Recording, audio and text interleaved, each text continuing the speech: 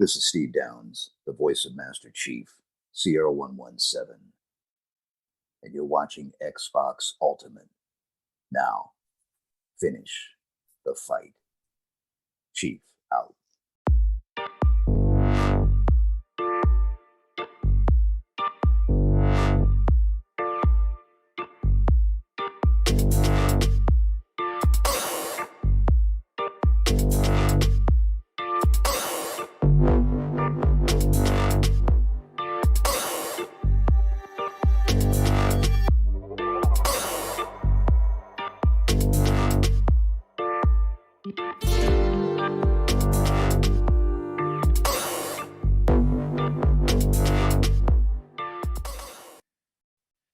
Hey everybody, what's up?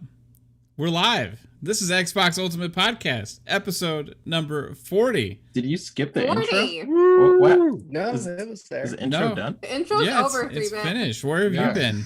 Okay. Start it all over. 3-bit's thrown off. Guys, we have to over. restart because 3-bit is lost in space. Would you like me to re-roll the intro right now? Yeah, Hold on, guys. I like that. I'm just kidding. I ain't going to do that shit. All right, guys.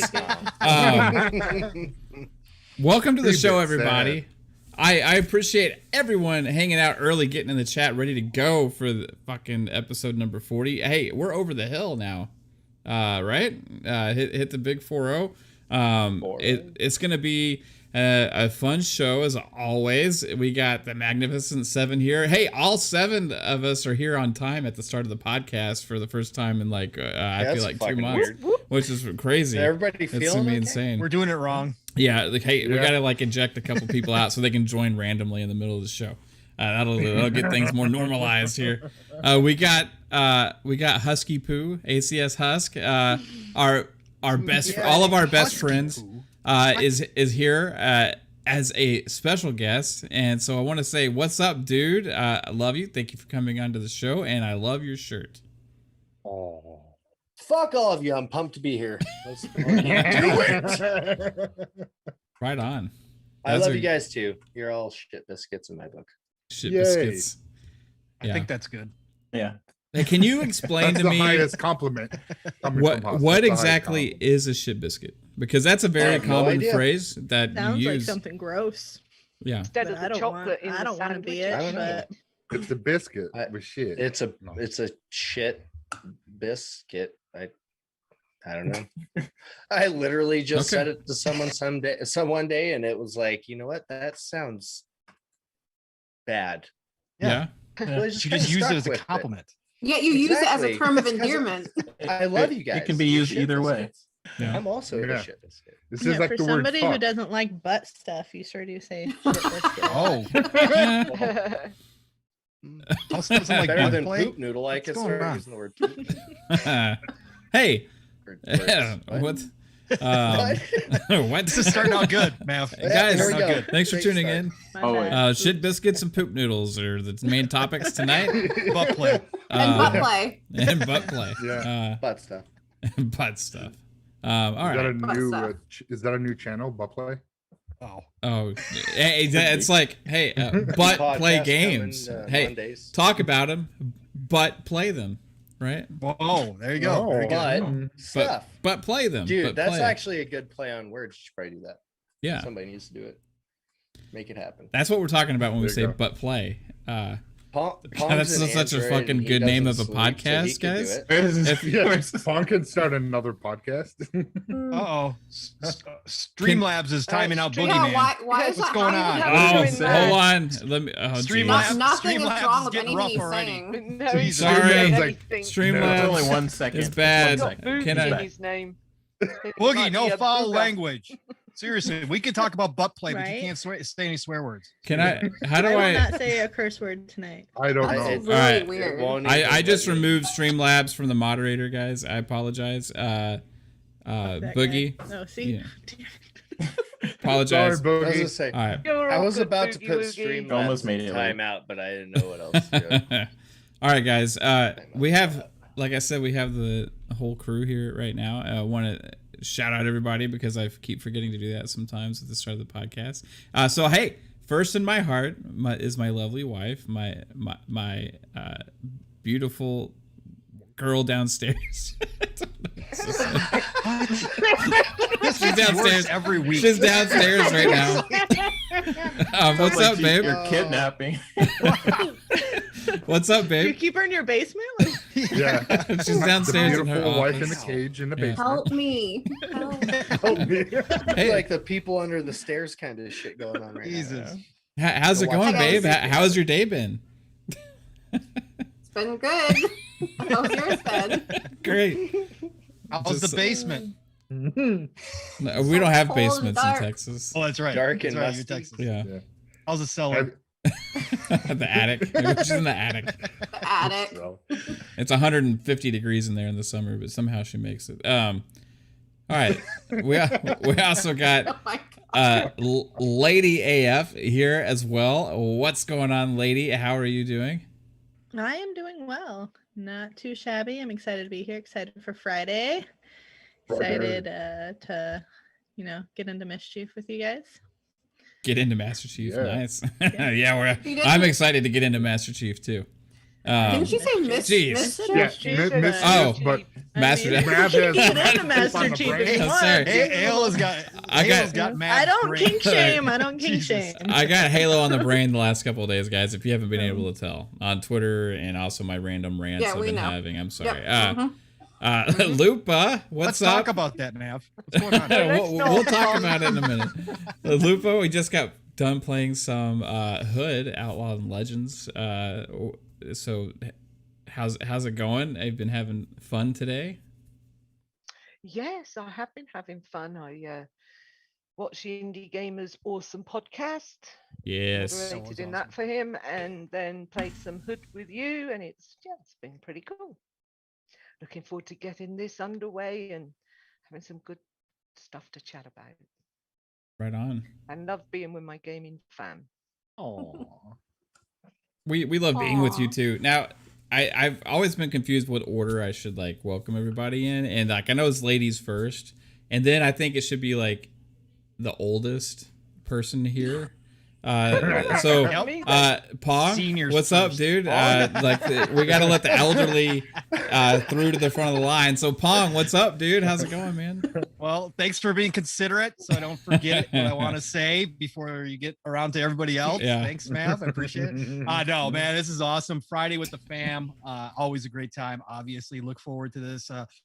Weeks are getting longer. Things are getting back to normal, which is a good thing. But I always look forward to tonight, man. I was excited all day at work and couldn't wait to get out of there. So, and you got some great topics again that we got to dive into and talk about Halo and all the ridiculousness. So I want to make sure that you do rant about that tonight. So I'll bring it up a couple more times. So, Okay. but other than that, it's great to be here. Love you all. Chat.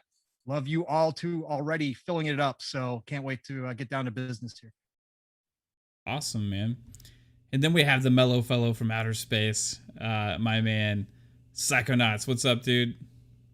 what's up, man? I had a good time today being on that little show with you. Talking about some Master Chief and people's false, worries about Master Chief. But whatever. But yeah, no, we've been playing what Hood, Outlaws, and Legends. Yeah, dude. Today that was a lot of fun. So it was a lot of fun with people that you want to game with. So Yeah, definitely. that's the key for a lot of these multiplayer games. It's the key. yeah. So if you guys in chat have not played it yet, definitely check it out. And HUSK got fucking timed out. It's No, $30, it wasn't HUSK. No, it was Streamlabs. Streamlabs. No, got it timed just out, yeah. it just now timed out Streamlabs. Remember I told you I was going to time out. They're removed as a mod. It just now did That's it. crazy. Whatever. It's cool. Oh, okay. Sorry. And then Sorry. the youngest person here that is most talented person I know is 3-Bit. And how's it going, dude? I know you've had a busy week as always with work and stuff. What's up, man? Pretty good. I was like dealing with a lot of kids today. So Yeah. but I'm doing pretty good. I'm ready to get into these topics, hang out with the fam, and play some Halo later. I'm just tired. I don't know what's going on. I'm in this weird. You know what you need? Like, You need a broccoli Twilight margarita. Zone. I need a what? A broccoli margarita. Oh yeah. I got food Broccoli coming later, margarita. so like. Do you remember? Hey, You remember that. to order your food? You this actually time? ordered So ahead of proud of time? you. Actually, you yeah, I kidding me? actually did order food before the podcast. Look at you. Wow. So I'm improving. Who would have thought? He 40 is episodes in, and you're Not finally me. doing it. Three right. bet. It You only know, took- go. that's called learning a lesson, right? You've made the Very mistake slowly. enough times to where you have actually taken like, action and made a plan. And hey, you're making progress, dude. That's Talking to him awesome. like he's fucking 10. It took 40 episodes. He is 10, isn't he? No. It's a 10-year-old with facial hair. That's all he is. Just no said they grow up so fast. Yeah. It's a different age on like every show. On like Yeah. the guys over at Noobs and Pros say he's like 12. You're like he's 10. He's Yeah. like I he's keep like going down Wanda. and down. He's like WandaVision's kids. You know, they just like change the age randomly. You know. No, he's like the Um, curious Benjamin Button. He just Oh yeah, he's Yeah. skinny. Going backwards. Yeah, especially when I freaking shave. But yeah, doing good. Doing good. Cool. All right, guys. So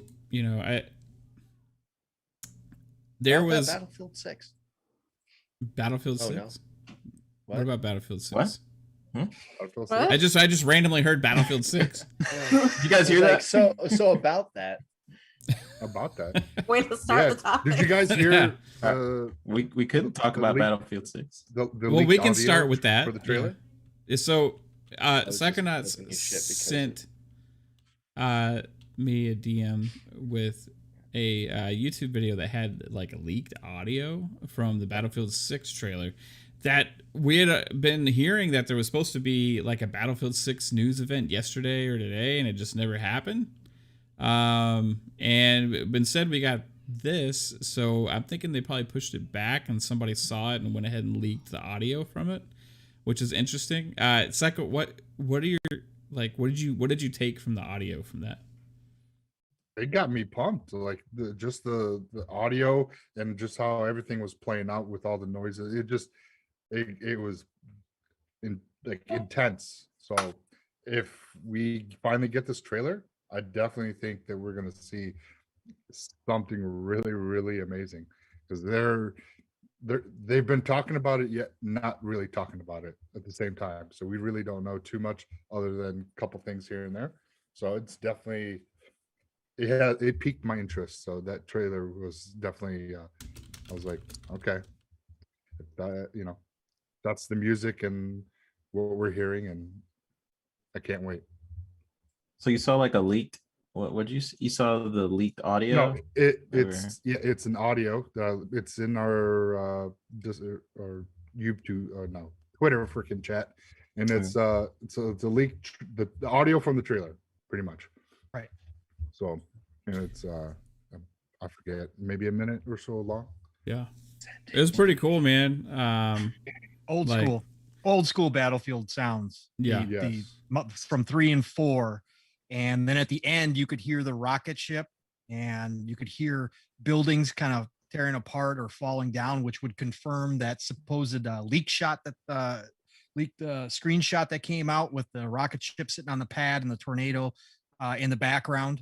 So definitely seems to line up perfectly, making it a little bit more legit. Obviously, we don't know how legit it is, but definitely gave off the old school 3 and 4 feel with the music and the sound effects. So I can't wait. I want to know how they're going to beat their trailer. They use the damn white stripes for. Oh God, that was dude. amazing. That trailer, it's unfucking matched to this day on any multiplayer game in my mind. I can't, I could watch it right now and get hyped for it. It's Oh been yeah, out for absolutely. how long? Gears of War, the first one's the only other trailer I think. That's good. Yeah. They're neck and neck. Yeah. I'll say that. So we got a $2 super chat from Devin, aka Hyperfan Gaming. What's up, dude? He's actually going to be on our show next week. Everybody look out for that. And we also have another surprise guest that we're going to make an announcement for later this week as well. I think you guys will probably be pretty excited. So Devin says, "You want to do what to Chief?" Pause. Well, I want to get into Chief. That's what I said earlier, and this is what happens when I don't read the super chat till later. Thanks for the reminder that I said that. I appreciate it. All right, guys. So yeah, Battlefield 6 is going to be absolutely insane. I think they're going to take a huge leap. With 128 players is what the rumor was, or I think it was actually even maybe official at this point. It came from them. I'm not sure, but 128 player multiplayer. Then you got the rumors is of you got like weather, and you got like day-night cycle, and you got like 2030 is what they said for the possible I don't year. think I've seen a day and night cycle in multiplayer before. Yeah, it's pretty That I interesting. I can't think of one. No. Well, it makes sense for Battlefield because those matches can last quite a while, right? Like a conquest match, you can, if you get a good conquest match going, you can play that for like 30, 45 minutes sometimes. And it's crazy. So you can imagine having a progressive change without it being dramatic. Yeah, baby. Fortnite has day to night. They do. Does it? Yeah, Fortnite has day-night cycle. Yeah. Oh, okay. I didn't know that. Yeah. Really don't. Play I so heard don't it. know. I heard it somewhere. I never, never actually played Fortnite very often. Incoming HUSK. Never played Fortnite? I mean, I did the very It's so first fun. season. The very first Yeah. season. I have like I bought the The battle audio pass is the very tense. first season, but I never picked it up again. Right on. Wasn't for me. I I started playing played PUBG. it like when they had the Master Chief skin, and then I stopped playing again. That's pretty much it. So Wandering Dutch with the people have to educate me on this because I'm not great with like currency from other places other than the dollar sign. So is Just that pay euros $5. or pounds? It's Pounds. It's pounds. All right, £5 from Wandering Dutch. Dollars. I can say dollars. Okay, £5 from Wandering Dutch. Thank you, sir. He says, "Well, isn't this easier than 4 links to send to super chat? Have a great show, all." Thanks, Wandering Dutch. I know, man. Thank you, Dutch. And also that thing glitched out and stuff sometimes, so it was kind of random and weird. Yeah, that last time we had that on there, it was kind of like I'm not gonna do that anymore. So I appreciate it, dude. Thank you so much for the support. You are awesome. Check out his channel, guys. All right. So Battlefield 6. Remember the other thing with the tornado, like the drawing that they had of the trailer preview, and it had like a tornado there, right? Yep. And a guy in like a jet cockpit, like heading towards it and stuff. So, is this probably that trailer you guys are thinking? It probably has parts of it, so it's definitely. It was insane. HUSK, did you just listen to it? Oh, I did. Yes. I need Sounds to. kind of tense. Mhm. Yeah. Like, Old school. yeah, it sounds like it's kind of mellow. Like there's not a lot of instrument anything. There's a lot of drum, a lot of bass, it's kind of a build up, but at the same time, I guess the best way to put it would be old school. It's drum heavy. It's just literally a Love me beat some drums. in the background with obviously gunfire and shit collapsing and exploding in the background. It's Is this Yeah, the first time we've it's ever good. gotten to analyze the audio from a trailer before we've actually seen it and actually like think about this? Like I can't that's recall. a great question. You know, it's Yeah, actually at At this interesting. point, they should just release the trailer. Right? Like, come on. I thought they were Well, it going was just to a today. leak. I know. I thought that it was supposed to happen today. I don't know. I thought we Yeah. were gonna have news. That's why we put Battlefield 6 on the thumbnail, because we have to do that ahead of time, you know, to like promote the show. And like everybody's been saying, hey, today and yesterday, like Battlefield 6 is gonna have their like trailer and information. Guess and that's all why that we don't stuff. listen to rumors, huh? Yeah, that's I guess not. That could have been why they Lots of haven't lessons brought to it be out. learned today. Yeah. They could have just been like, oh, these rumors, let's not put it out yet, so the people think the rumors are false, and then bring it out, you know, like maybe a week Yeah. or so later. That's a good. So- First thing yeah. in the morning. Yeah, ideal. But we've had a good, I would say we've had a good Battlefield 6 discussion with this. I'm super pumped for it. And we know that info is coming like anytime now. Yeah. Right. So it's going to be awesome. And hey, that's going to be like before E3, which we're going to have a big lead up to E3 with even more news because you're going to have companies want to get ahead of that, right? So I predict like the next month or so, we're going to have some interesting things happen with that kind of stuff, and then you're going to dive right into E3 where we're just going to be flooded with amazing things because, oh my gosh. Balls deep. We'll just go segue into this game right build. now because, oh my gosh, the list of companies that just like signed in to say, hey, let's go ahead and do it. It's a digital event, right? It's easy for us to sign up. They're on board. This E3 is actually going to be pretty awesome because we're going to get lots of things to watch for E3, guys. Who all signed up? Pong, do you remember? Because there was like 10 companies that they just announced or something like that, or. Oh boy, I could find it real quick. Marvelous and Exceed are two of them. I'm excited to see that. Yeah, I posted it in chat. Lady was excited for Gearbox. Cock. Gearbox was joining them. Cock is going to be there. Sega, right? Cock is Chef Grub. Bandai Namco. Nintendo. Yeah, No, Nintendo's. yeah, Nintendo was, but there were new ones that just got. Okay, so it was I think these are the new ones here. Hold on. Square, Bandai Namco, Gearbox, Verizon with Freedom Games, whatever that is, some mobile stuff, obviously. Devious Eye Entertainment, Turtle Beach, Binge, and Xseed. Xseed. Yeah. Turtle Beach is Turtle Beach always been there? I don't know. I don't know. It seems weird for an audio company to. I mean, they'd be on the floor and stuff, you know. Yeah. So now and we're not sure about right?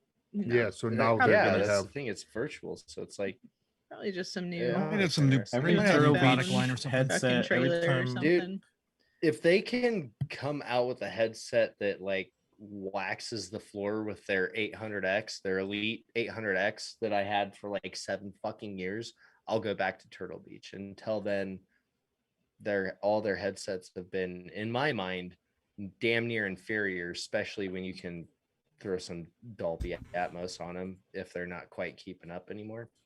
Every Turtle Beach headset I've ever had has broke like immediately. Yeah, I've had one that didn't, and that You just was touch it and it was falls apart. Yeah, just take it out the wireless. box like that Turbo Man scene where he gets the fake Turbo Man. It just immediately falls out the box. I'm talking almost 10 years ago. They had a headset that had they had 4 buttons over on this ear, 4 on this, and like Bluetooth, everything. Like you could pause and mute and volume up and down, mic chat, game chat, take a phone call, put shit on hold. Like it was madness, the features and how comfortable it was. I mean, it never lost its comfort either. Like the cushions on the ear and its noise canceling was, I don't know. I loved that headset. And if they could do something similar, I paid almost fucking $300 for that thing and it lasted me 7 years. It was well worth the investment. Oh yeah. Oh wow. Yeah. They do that again, I'll fucking buy it up. I feel like Turtle Beach at like one point they were like kind of top dog, you know. That's what everybody They were wanted. the shit at one so, point. And then Astro took over. Then Astro kind of came in, and I love my rigs. I had a pair of rigs. I actually got a free pair of those when I was manager for GameStop. What are you saying? Rigs? Rigs, the The 800 LN. Rigs? Rig, R-I-G, like rig. No, not yeah, Rigby. that's the Plantronics Never heard ones. Yeah. I really think cool. they're pretty good. They're actually really comfortable. They're lightweight. They work. I had a pair of Rig 800s for a while. I think it was the 800s. It's the wireless ones, and they lasted me for a good while. And then one time, my wife, who's here, or Kaitlin, put them on her head, and then they made this. Kate, why are you breaking shit? You know, she put them on, and like the like they like short circuited or some shit, and like she thought her head was gonna blow up, and she like threw them off. Yeah, it was crazy. She like screamed. I was on the other end with her, and she like screamed and just threw them away. You know why I'm here, though, right? Yeah, I know. You want to tell us about Like that? speaking about her in like third person, like my wife. He Kate. always does that. I do. Yeah. Even in the woman I'm with, that girl. Yeah. God, I wish she was here right now. Yeah. Yeah. She's stuck in the basement. If only she was here to tell the story. You do that when you talk to like your brother and sister. You'll say like my dad or my mom. Yeah, I do. I don't know why I do that. Like it's a weird thing with me. It's like everything is mine. You're like the kid that pokes their Mine? finger into Mine. stuff, like mine. Yeah. Mine. Yeah, I lick the Belongs to me. cupcake so nobody can eat it. Yeah, you're that type. Yeah, I used to take I'm bites that out of my type. friends' sandwiches or poke smiley faces in them. What's Oh, that? okay. Is that like code for something else, babe? No. You lick the He licks cupcake so no one people's else can eat it. Cupcakes. Oh shit. Yes, Mm, Yeah. that's what it takes. Interesting. All That's right. what it takes. Did you just say that? Booty cakes? That's what it takes. Did you That's say booty cakes? No, I didn't. Oh. So the E3, I had an idea because we're gonna do like and a bunch of E3 streams like during the shows and try and cover as much as we possibly can and have fun and hang out and bullshit while we're like watching these things and have some like oh my god moments and stuff. And before all that, gonna do a E3 prediction show, like try and do some interesting take on that because you know we've seen really cool prediction shows from some like really great podcast groups and stuff out there. I thought it'd be fun for us to kind of do something like that. So we're gonna try and put something together that's gonna be fun and for everybody and make it an annual thing. But I sent a message earlier to the Magnificent Seven and said, "Hey guys, could we come up with just a little teaser, a little something today? Like, you probably guys didn't even see the DM, did you? Just I totally saw it. I'm like, I what? didn't come up with anything. like just maybe one like outlandish prediction, right? A wish, something you would love to happen at E3, and then one like this is kind of likely you think it is going to actually happen. So I think we could kind of go around and have some fun with this and see like if we got some good ideas. So Lupa, you said you're prepared. Uh-huh. So we'll start with you first. What's Well, your my what's your outlandish- outlandish one? Yeah, my outlandish one. I think they're going to show the new Splinter Cell. Interesting. I'll agree with Very Randall. nice. Go ahead. That's hey, if that happens, Lupa, that will make this guy's dreams absolutely come true. Oh, A lot of guys You here. will said be happy. outlandish. I've gone outlandish. Yeah, I will blow a hole through the front of my jeans. yeah. If That I would be was wearing amazing. jeans, I probably would too, but my onesie, no, I'm not ruining that. I got a good feeling about that one, Lupa. I got a good feeling. I think it's gonna So have happen. I. So I you have know, got a good feeling too. this is the year. All right, This is what's your gonna be it. what's your reasonable one? Well, my reasonable one, I have two really. One is I think Uplay will be joining Game Pass, as you know. I've always said this. And secondly, the other one is they're going to drop co-op into Breath of the Wild 2. So you can play as Zelda as well as Link, which is going to be, that's going to blow half of the community's mind and not be liked. And the other half might just enjoy it. Who knows? But it is a thing that could really be happening. So co-op and I Zelda know in Breath all of the you Wild. lot, too. you've got all the other stuff covered, so I thought I'd cover something That- pretty out there as well with that. That's good. That's great. I like those. You came like with some awesome stuff actually. So that's cool, Lupa. All of those would be awesome. 3-bit. Would. Now, you may know some things. Look at him. He's like, You may know some things, so we have to be careful. So make sure you only say things you don't know is going to be at E3 with your So outlandish basically, or predict your reasonable Atari predictions. VCS stuff, and you'll be safe. Or the Amico. I'm excited for the KFC console. I know that's coming out. Betamax Um, are coming back. Making a comeback. Yeah, I mean, some of the stuff we Betamax. know about, like, I'm excited to see Look it up. gameplay for Halo Infinite, Starfield. I want to see what that heck that game is. No one really knows. This is all cool, 3-bit. But what's your prediction? My prediction for E3, like what's gonna be there? So you're supposed to have one outlandish, like one super outlandish one, and then one that you you actually think is gonna happen. Thank you for explaining it, lady. You're welcome. I read it. I read the message. I've been thinking about it all day. She's no longer the secretary stereotype. It's like a teacher. It happens often. I kind of just do things. Sorry. I want to see. I know how much you like that. A bully, like bully. Two. Two. Oh, yeah, two. Bully. They never did. I love that game. It's so good. I know you do. So that's my outlandish, and then I'll just say like I want to see Starfield gameplay. For the other one, did I do that right? Probably yeah, it works. Okay, it works. Sure. Yeah, so it was lackluster, but it works. Don't worry. I had biscuits on my mind. What were they again? What were your two things? Yeah, biscuits anyway. Bully two for my outlandish, because that's probably not gonna happen. Okay. And I want to see gameplay for like Halo Infinite or something. Gameplay. You said Starfield. You just changed. You said Starfield. Yeah, you just changed it. Stop changing. I want to see both. Okay. Okay, so those are the reasonable ones, and then Bully 2 is outland. Okay, that's hey. You know what? If we don't get gameplay for Halo Infinite at E3, there's probably gonna be riots, dude. I mean, right? There's going to be gameplay. Yeah, that's a reasonable prediction. I like that. So outlandish, we're thinking like super outlandish, right? Like something that would never happen. It could be like it could be feasible, but just like a pipe dream. Like, what's a wish you want like to actually happen? Like at E3, like do you want Stardew Valley 2 to get announced and be in Game Pass? You know, that could be your outlandish. Amazing. It's not happening because he's working on a different. Right. But that's the outlandish thing. That's the outlandish.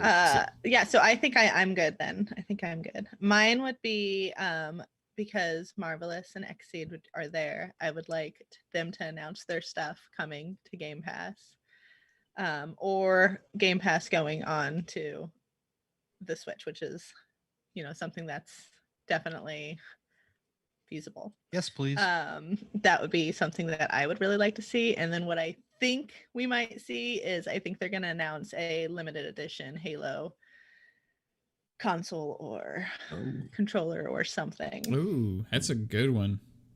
I like that. That's fuck. I wish I would have thought of that one.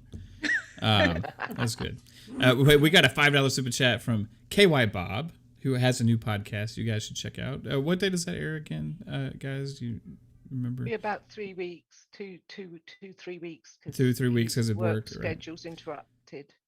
So he says Microsoft uses a defibrillator on an old IP and brings it back to life. MechAssault. That would be his one. Hey, dude, I'm down for that shit. We got Mech Warrior coming. Yeah. Everybody support it. True. Everybody support it. May 27th. Too, dude. Yep. Yeah, this month. Yep. Hey, babe. There's a lot of IP Microsoft has. They could do that one. A ton. Do you want to make some predictions? You do? Okay. Yeah. We are ready for this. Well, can I have 2 of the regular ones? Yes, you can have 2 of the regular ones. That's fine. We'll make an exception. I think, and I don't even know if these have already been talked about, that they're going to happen. But I think they're going to announce GTA 6. Have they already announced that? No, they have not announced it. That's going out there, kind of. It could be. Hey, no, that's not an outlandish one because it's going to be coming at some point.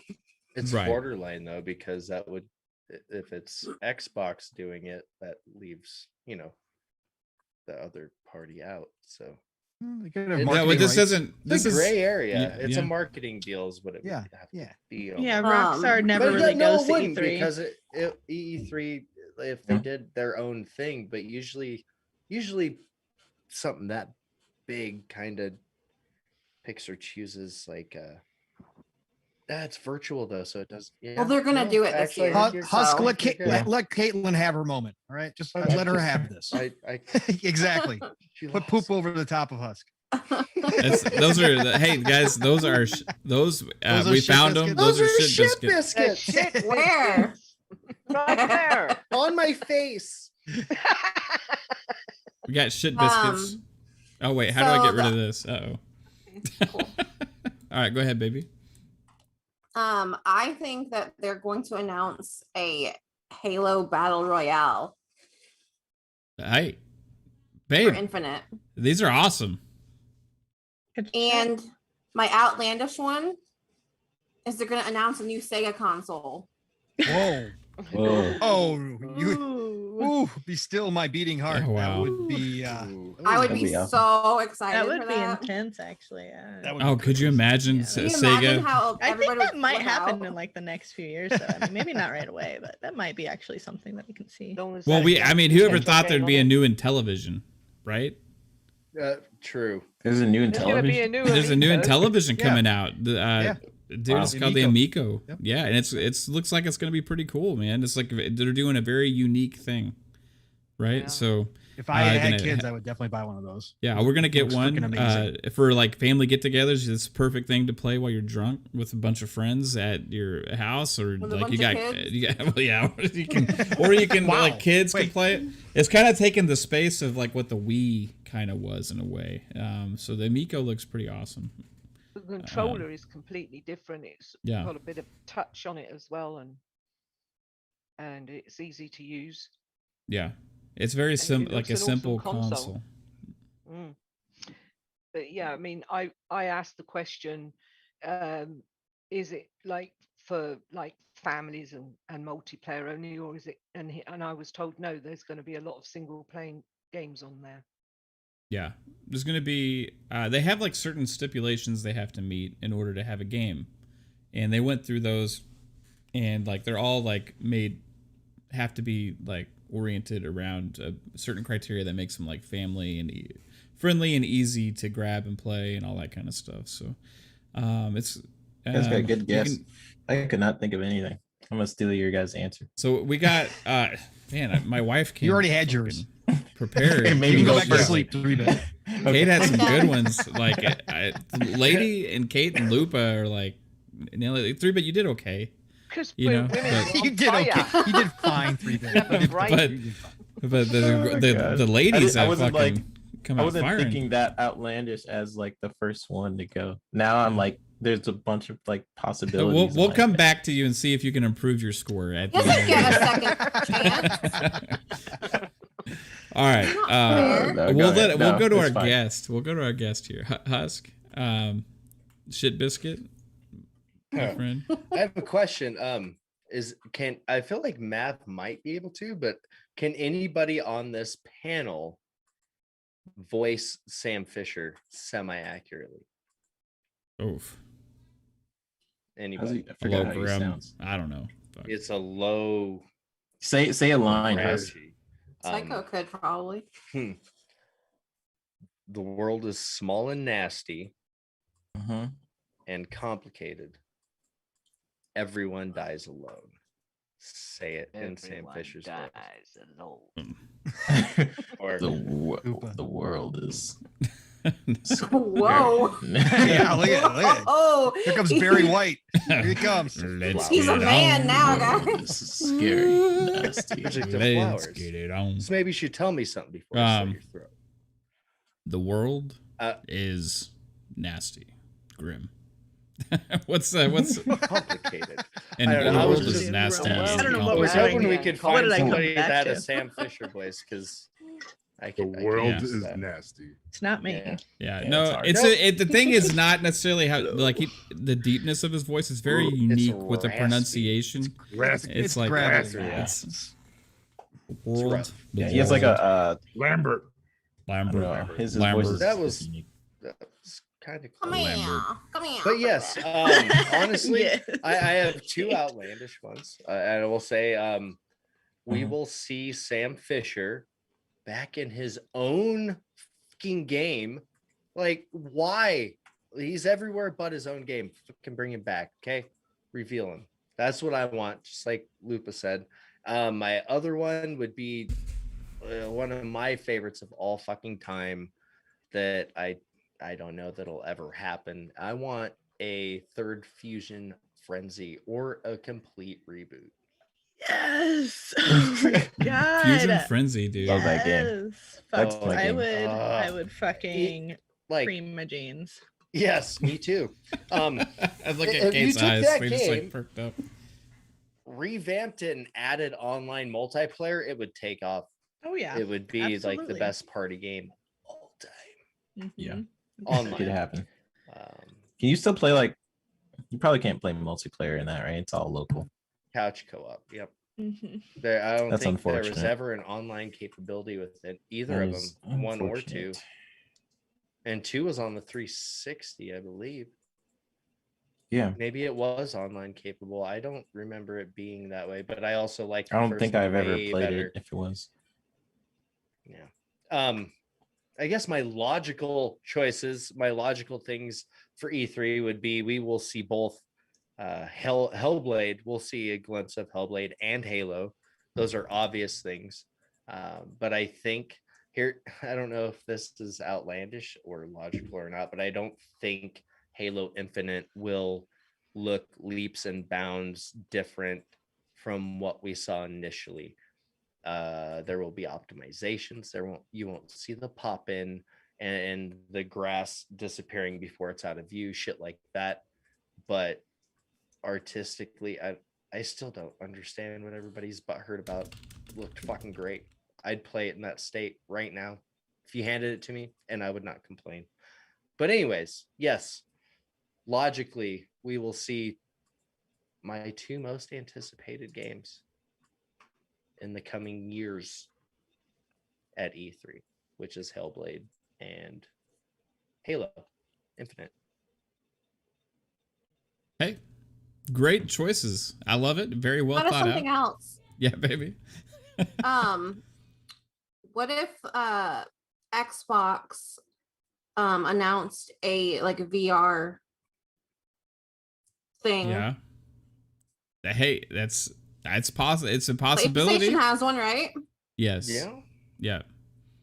And it's pretty in right now, right? Like the whole VR. It's still growing. Yeah. Like it's like it hasn't absolutely exploded, but there's some really good It's games niche right now. and there's definitely an audience for it. If it came out, it would sell really well. The key is they got to make games for it, right? So Yeah. that's like where what kind of support would they actually put into making games for it? And for me personally, just because of the selfish person that I am, I would rather them not focus their efforts on that. Ooh. But they have teams that could. They do have teams that could, especially that from already work in augmented reality. yeah, especially from Bethesda as Probably- well. Yep. So Relzer in the chat said Xbox partnership with Oculus. yeah, they actually like Oculus were owned by supposed to. Facebook? You know, when the first Oculus came with Yeah. the Xbox controller. When the Oculus first came out, it came with an Xbox controller. That was the control mechanism. Plus, you had the little switch. You didn't have the hand Well- things yet. Would I be mistaken if I said that Microsoft is a little more strict on privacy policies than Facebook? I have no idea. Like Microsoft's not sitting here necessarily listening into our conversations so that when you boot up your computer, you don't see an ad of something you talked about 5 minutes ago. Right. That's Yeah. true. And So- when you start your PC, actually, when you buy a new PC and you set it up, there's like the options are very clear and distinct that Yeah. pop up on it, and you can opt in or out of all of them like individually, right? And Yep. everybody turns all those things off usually. I would assume. Facebook right? is not that company. They're not even close to that company. right. And they also an Instagram. So yeah, if you have those apps even remotely, well, fuck, if you have a friend that has a Facebook app installed and it's near your phone, you'll probably see ads on your phone for something you said 10 minutes ago just because his phone heard it. Because the privacy shit is like there's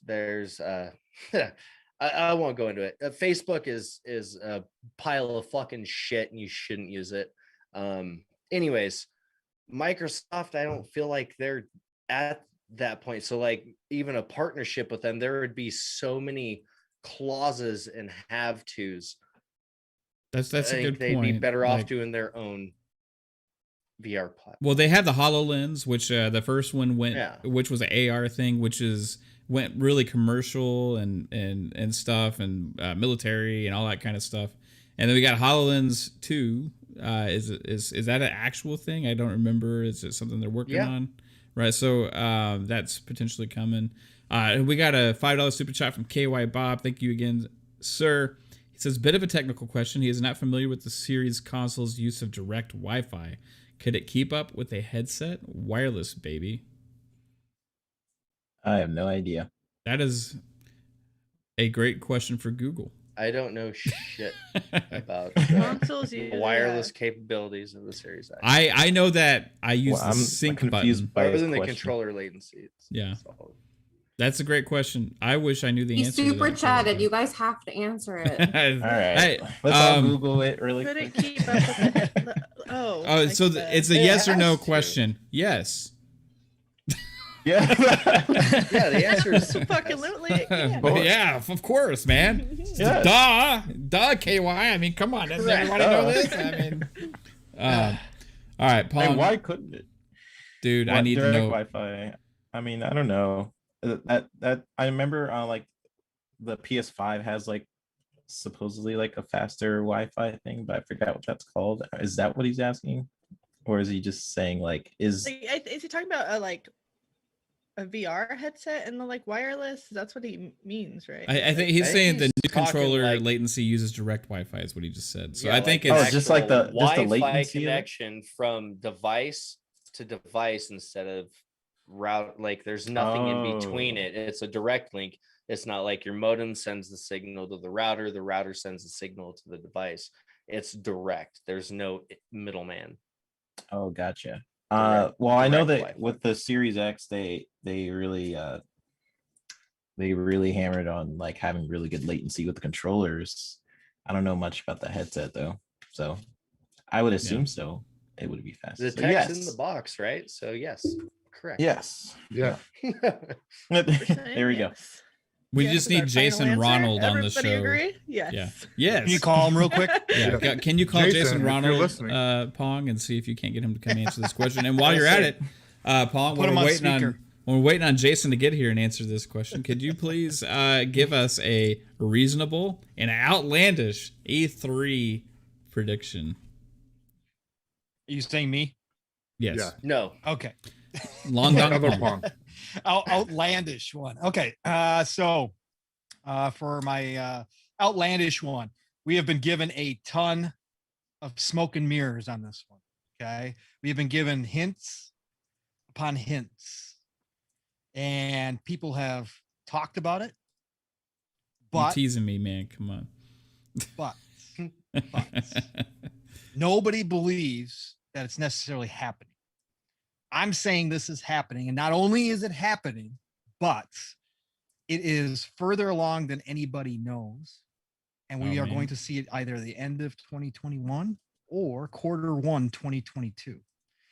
And that Technical. outlandish guess is that NetherRealms is in fact working on Killer Instinct versus Mortal Kombat. That Ed Boon has been doing this now for the past year and a half, 2 years, and him and his team are going to be ready to show it off at E3, and we are going to get our first Yeah. glimpse at it. That would be Yeah. fucking Did you see his sick. tweet? Did you see his tweet? Have you seen his tweets for about the past 6 months? Every time he Yeah. asks a question, it usually includes Killer Instinct. Yes, it does. Yes. Yes. Here's So- a hypothetical. Just throwing this out there. Yep. What if it wasn't Mortal Kombat? If it was just Killer Instinct, What if it was Killer Instinct and something else? it could be. It could be. Because what but- do you think they could do Killer Instinct versus Marvel? No. I don't think the two styles I don't think the two styles mesh as well as Killer Instinct and Mortal Kombat. No, it would mesh well. Maybe not. Tekken would be a good one. Yeah, Tekken would be a good one, but I'm just kind of thinking of what NetherRealms has because I just really want NetherRealms to do it. If anybody's going to do it, because Boone wants to do it. So of course he does. The reason I say that, Pong, is because like he made an interesting reply to a tweet recently. Okay. It was somebody. Oh, he made it about James Gunn. James Gunn is directing the Suicide Squad movie. He's also done Guardians of the Galaxy, right? And he made a comment that says, "What a cool thing," or something, that he worked on DC and Marvel. And just like a interesting comment that he threw out there, you know, like what a prestigious thing, you know, like isn't that cool or something like that. I can't remember exactly what he said, but it just kind of like struck me as like kind of like referring to how James Gunn works with both DC with Suicide Squad and Marvel with Guardians of the Galaxy. And people was referring that to, or maybe he was hinting at like maybe he's doing the same. Yeah, exactly. That's why I said the smoke is out there, obviously, because that rumor that they are working on a Marvel game now with is out there now. So that does make sense. I just don't know if you'd mix mash those. I don't know if Disney would. I agree. Like Marvel's a hard one to mash with like Killer Instinct or Mortal Kombat, right? Right, exactly. So I don't know, but you know, whatever the case may be, if NetherRealms is working on Killer Instinct, I'm all for it. I don't care what it is. So if it's a mashup of any of those, that's fine with me. Hell, it could be Killer Instinct versus Primal Rage. Let's bring dinosaurs versus Killer Instinct. Dinosaurs in there. Yeah. All right, that's your outlandish one. I fucking love it. I would be so happy if that happened, dude. Now we need Tame Pong. Thanks. Yo, did that sound like tampon? Kind of. Tame Pong. Which is appropriate. Let's see. Hey, I am good to go. I'm good to go. Tame one. Well, all the obvious ones are out there, man. So I guess I'll go a little bit out on the ledge, especially since things have gone awfully quiet on this front. But I think we do get to see Kojima come out and be announced in a partnership with Microsoft, and it is his next horror series. And I think that's going to happen at E3. I think Kojima's still going to happen. It's gone quiet, but I think they're getting the deal done in time. And I think whether we see a video of him or whatever the case may be, just introducing himself and saying, "Yep, I got a partnership with Microsoft, and I'm bringing my next big horror franchise here, or Xbox, whatever." I think we do see that at E3. It won't be a baby carrying simulator, will it? No, it will not be. Okay, cool. It will be PT to the next level is what it's going to be. Yes, man, dude, that would be amazing. I want to play that with more babies. He's like the goddamn Tarantino of video game. Yes, No, he's a creative genius that isn't for everybody, and I totally get it. Over here. If they actually came out with what the vision of PT was actually going to be, or like, let's say, like you take, hey, PT was so successful it spawned genres, and it was just a demo, right? Dude, people rebuilt that. It was so fucking popular. Yeah. They rebuilt it so you could go play it, because if you don't have that, if you don't have a PS4 at that moment and completely disconnect it from the goddamn internet, you don't get to play it anymore. Right. Yeah. I had it on my like PlayStation, but my fucking house got struck by lightning, and I lost. I have it on my PlayStation, but my sister has it. They're still selling them for big bucks. Yeah, you can sell it for quite a bit. Yep. We got a $5 super chat from Caper Grant 692. Thank you, sir. He says, "Great show so far tonight. Really helping get through slow ass Friday at work." Well, dude, that means a lot. Thank you so much. Happy to make your day a little bit better. Psychonauts, that leaves you. I wanted to say, I know you got some good stuff, so I had to say, I got 4. Best. You got 4? Okay, I have that's 4. Cool. So 2 outlandish. The first one, The Division 3. Yep. Wow, And that would be crazy. Nice. Why do you keep smiling? They already announced that it's free to play. They announced the Heartland stuff. Oh, they did? Yeah. Yeah. They're coming out with a free to play game. So Two to the 3 years. Division I did Heartland that coming for that. out. Then. It's like an add-on. Yeah. Maybe It's like a- But that that's will. like a- I didn't know more they for did. the Wow. Division 2. That's Division 2. I'm talking about full on Division 3. I know what you are. I'm just Yeah. giving you a hard time, Psycho. I know. I hope so. Oh, cool. And now the second one. Knights of the Old Republic remake. Ooh, That baby. because they've Are you saying hinted at that, exclusive?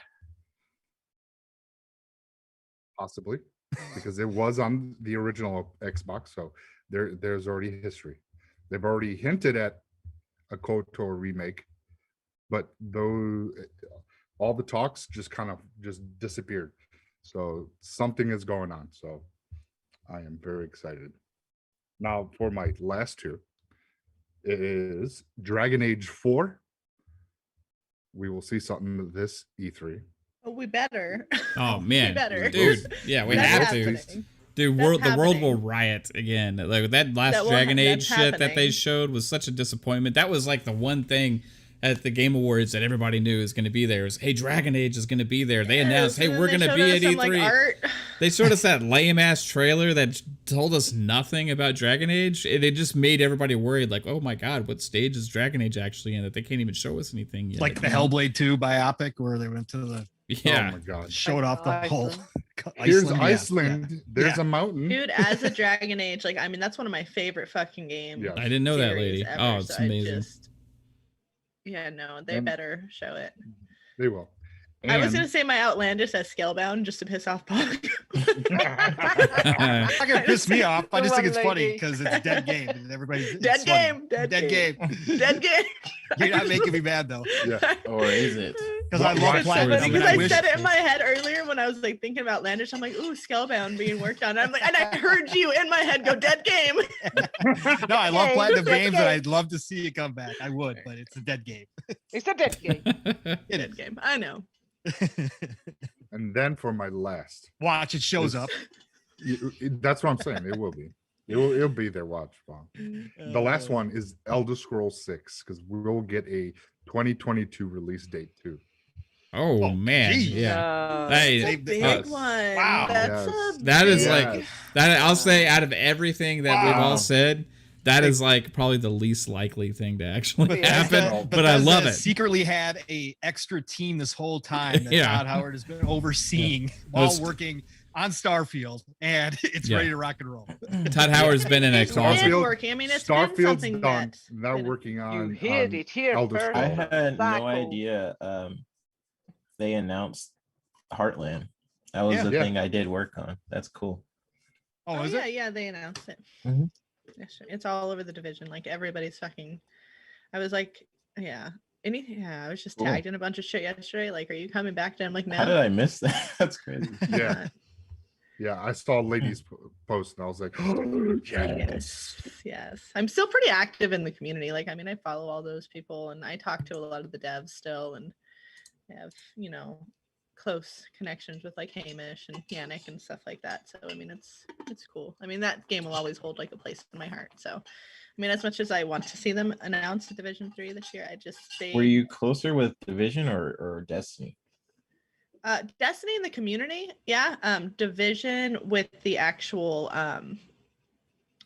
devs at like the team, like at Ubi. Like I was invited to star player, and I turned it down, and Yeah. so stuff Yeah. like that. But awesome. Cool. Ooh. I guess Yeah, those are Good my podcasts. 4.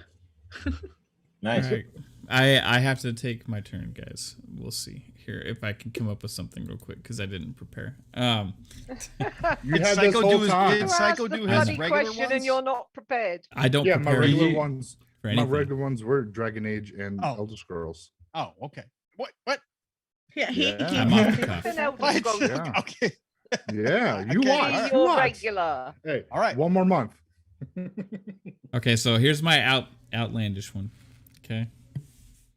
I said this actually on a show when we were talking about stuff. When Massive Entertainment's news came out about they're making a Star Wars game, right? It's going to be Mandalore. It's gonna be Mandalore. Yeah, They're gonna reveal it. Outlandish. They're gonna reveal it, and it's gonna be set on Mandalore, and it is going to be the Division, but with Mandalorians. And there's gonna be Jedi in there that you have to fight against, and you're gonna be a bounty hunter, and it's gonna be this epic thing. It is. If you go back, I don't remember what episode that was, but whatever I said then is what's gonna actually happen. And that's what the game's gonna be, and it's gonna be a dream come true game because Division is awesome. Wait, are you talking about the one that Massive is working on? Yes. Yeah. And they're gonna See, that's why reveal Massive isn't making a Division 3 is because they're working on this. Right. Yes, they're working on that, but they're also supporting Division 2, and they're also doing. They actually have a side project that's really under wraps right now. I don't know what it is, Yeah. but there's definitely something going on that they've been working on. There was the Heartland thing. Work your magic, lady. Yeah, I mean, I'll go poke some. So that's outlandish. Poke the number bear. one. Find out. Okay. Well, yeah, that's not that outlandish because we know they are working on a Star Wars game, Yeah. and it's like Division themed, so it just kind of fits. So you know I what? went straight to Mando. I'll make that my normal prediction, and then I'll go outside the box. That's better. Okay, I'll go outside the box. Dude, I'll go a little crazier. do you remember how hyped? Like, I mean, not to like break in here, but it reminded me of like E3 2014 when Massive came out with the Division trailer and like what that trailer like did. Like it was like, oh my god, this fucking game is gonna be amazing. It's gonna be good. And they had the fucking like the drone like come in. And she's like controlling the drone, and like it was like so amazing. And then the game came out, and I was like, oh. That's what the Division 3 has to be. It has to live up to that trailer. Well, I think because the drone was freaking amazing. For me, it's almost like Division 2 now is almost that, right? It's like it's just like in so a way, smooth. you know, there's parts where like there's Division 2. Like I couldn't even get into it as much as I got into Division 1, and I barely, you know, I didn't even finish the, you know, third DLC for the first Division, but Division 2, like I don't know if I was just still heartbroken from like the first that I was just makes sense. All right, I need to go through and play it all the way through though, because I quit like halfway through the campaign. Pong has 3-bit needs to too. I need to finish Borderlands. There's just so many games. Too many games for Xbox. I'll do Borderlands. I've always wanted to beat Borderlands. Me too. That's one of my favorite series, and then I just couldn't finish 3. I don't know why the fuck I couldn't finish 3. I kept trying to go back into it, and I'd be like, I didn't like 3. I mean, it feels polished. It feels pretty good. It was polished and it was nice. The gunplay felt good, but I don't know what it was. I don't remember what came out. The story lost me a bit. I think the story was a bit in there. All right, Mav, what's your outlandish? I was just looking for help on my phone to see if somebody could help me. I'm just kidding. I was responding to something. His answer is also Fusion Frenzy. So we all know that, hey, like Ubisoft Plus is probably coming to Xbox and going to be a part of Game Pass and all that kind of stuff, right? That's like all the big time guys have been saying that for a while now, and it's supposed to be probably announced at E3. But here's the outlandish thing, okay? I'm going to say that Ubisoft games, as part of this deal, are going to be 3-month timed exclusives on Xbox, where they're going to launch in Game Pass, and they're going to be only on the Xbox for 3 months as part of this huge, massive partnership with Ubisoft. And because Ubisoft will be going all in on the future of Xbox in this ecosystem. That is the outlandish, crazy thought that I have. That surpasses Psychonauts probably from most likely not to happen, I think. Yeah, so, I don't see it happening. It would be fucking sweet. I definitely don't see it happening. It would take a lot of money to make a deal like that happen. But if they're already making Ubisoft Plus happen on Game Pass, then I'm thinking like, how big did they go, right? And if they went big, how much more would it take for 3 months on their games, right? So it's just an interesting thought, like that last little negotiation thing at the end of the contract, right? To make it happen. That would be interesting. It would drive even more people to Game Pass than would otherwise, because a lot of people only play Assassin's Creed or whatever. But if we get this Splinter Cell that I think who's it, Lupa that predicted that, and also HUSK. If we get that and they announced it's 3-month exclusive on Game Pass on Xbox, and you got that connection of Splinter Cell being Xbox exclusive again in some kind of way, oh man, like, dude, the internet would go crazy with that shit, dude. I could just like told you. Yeah. I'll destroy my jeans. I'm not even joking. Yeah. Yeah. There are gonna be a lot of drop jaws and screaming from the rooftop. Keep biting your tongue, 3-bit. Keep biting your tongue. If we see this on the Xbox showcase as well, ooh, buddy, I'll tell you that. I hate this so much. So let's have the any next thoughts, 3-bit? Next topic, guys, is Splinter Cell. I have no thoughts. Splinter Swell. No thoughts. There's going to be unannounced games this year, or a lot of games that we had no clue. We had no clue about, especially from Ubisoft. New ones, right? Yeah. We're gonna see shit that aren't New IPs. sequels or reboots, right? Old And some new IPs. New IPs. That's all I'll, give them to me. that's all I'll say. Yeah. I'll just leave it Oh, there, maybe but it's we'll gonna be finally see some news on Skull and Bones. That would be kind of fun. Oh, yes. No, I've been waiting for that because so Skull- long. Dead game. That game, they That is changed not a it. dead game. I know they changed it. I know they changed it, but I also and now know that it's that is shit. not a dead game. I know. Not a dead game, lady. Definitely It not. is. I know It is from not a is. dead game. They Well, changed it. game? It's not what they Dead. promised it was going to be, or said that it was going to be at the beginning, but it is it's still being worked Still on. being now made. aliens in Put it in space. with So, Scalebound you're and, right. and No, they Half-Life 3. screwed it up, and they're gonna They ruin it. did. They're They not going to did. ruin it because, like, Yes. basically, they had No. you on a ship, and No. if you met another ship, you didn't get to get on board and fight it or go on land, and that was ridiculous. I don't want to see the fighting and just stand there like an idiot. I want to be a pirate. So I think they're changing it to make sure that, you know, it involves all those things. I forgot something. What? Back for Blood will be Mhm. there. Game Pass? Game date? Game Pass. Maybe Crossplay. that would be sick. Crossplay. Mhm. That's I want crossplay, but Yeah, we'll it has to be cars. we will It has to have see crossplay. It has to. we will see something from them. Oh, we definitely will. I mean, For I would sure. be upset if Turtle Rock doesn't show up and like, or I think they're gonna somebody's. play through a whole mission. Okay, I can Live. see that. It might not be in the actual Possible. like thing, but maybe one of those pre-show things, like you know how they're like, oh, Yeah. come to the pre-show. And I'm let us pretty play sure we're this. getting a beta for console next summer. month. We are. Yeah, Yep. it's this summer. Okay, I was gonna say. Yep. I'm pretty sure it's next month. And hey, Can't guys, just June, want to Don't yeah, quote that me is on next that, month. but Holy I'm f- pretty sure. Yeah. I want to flagged, shout y'all. this out real quick, guys, because Country Gentleman's doing a giveaway right now on Twitter. And if you go on his post, and I think he said retweet it, he's giving away a copy of Hood, Outlaws and Legends. So go check that out. Good game. Oh, I he need posted that he posted game. about it in the chat. Can I win it? yeah, you could go give it a shot.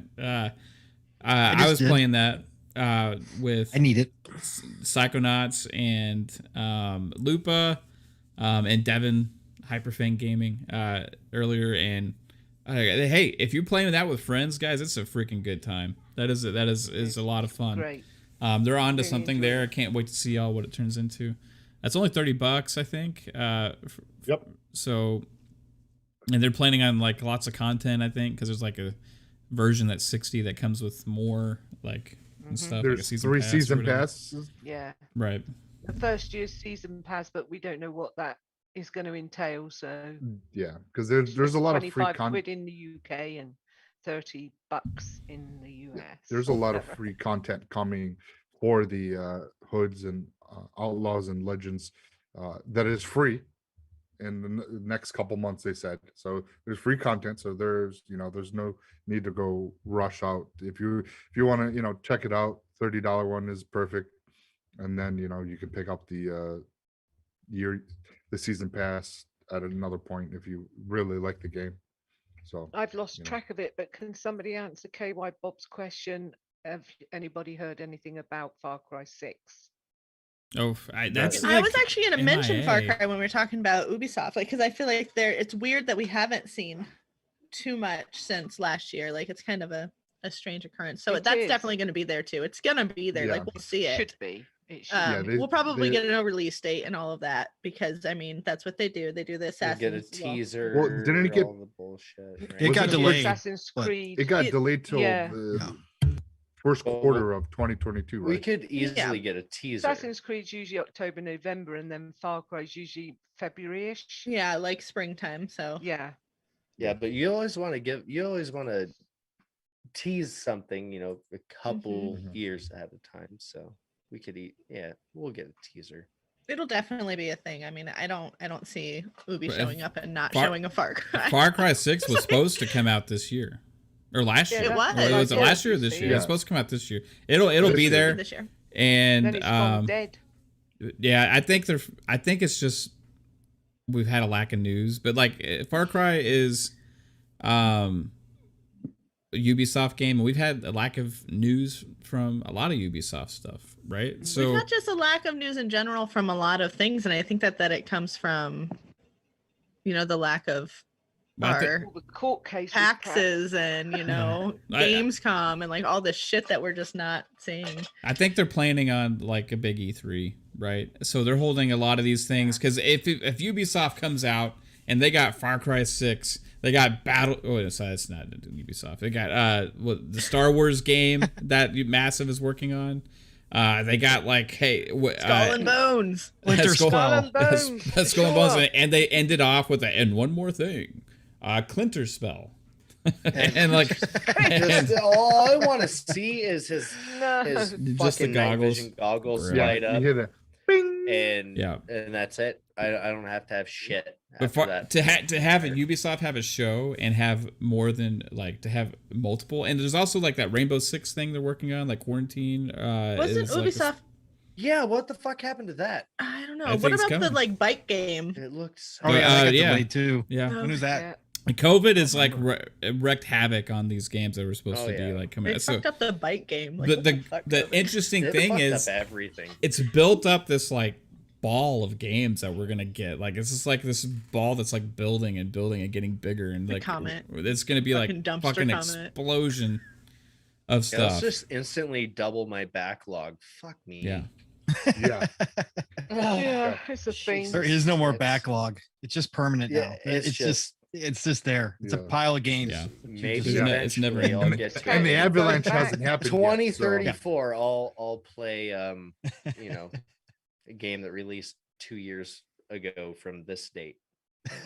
Well, when Xbox drops 74 games that have been improved with FPS Boost, all of a sudden, that backlog also becomes a lot more intriguing to go back to. Is part of the problem as well. I would like to see them put more of them on PC. So Yeah. I'm not confined to my dusty old. Well, you mean the 1X over Game here. Pass selection? All toasty pants. Yes, it needs to get Yeah. better. The last one they did a big drop. Last time they did it, and I think they're gonna keep doing that. It seems like Xbox is big on these big drops of content right now. It's like, oh, here's 74 games that were just boosted on your frames per second. But a lot of them are 120 They're- frames, and a lot of them are 60, and it's just crazy. They're literally about to take over. They're gonna give it a year, and the PC market will be owned by them as well. Yeah. I just Mark hope my words. Far Cry 6. I remember where they said it's going to be 4K 60, like on some kind of like informational thing they had. And it has to be 60 frames now, because after playing Far Cry 5 and Far Cry 4 at 60 frames per second, I can't go back to playing Far Cry at 30 frames. No, 30 is so bad. can't ever go back to 30. With all the new upgrades of the tools and with everything that they just dropped, if it's pushed till next spring, quarter one, they should probably be able to implement some of it and get those frame rates keep them up there. I can guarantee it at this Yeah. point. Because we just saw it on Watchdog Legions. I mean, they just finally beefed that one up. So there's no reason why Far Cry 6 shouldn't do it. Is there some thought that potentially, like, some of these devs and some of the reasons the games could have been delayed is they maybe could have been waiting for some of this tech?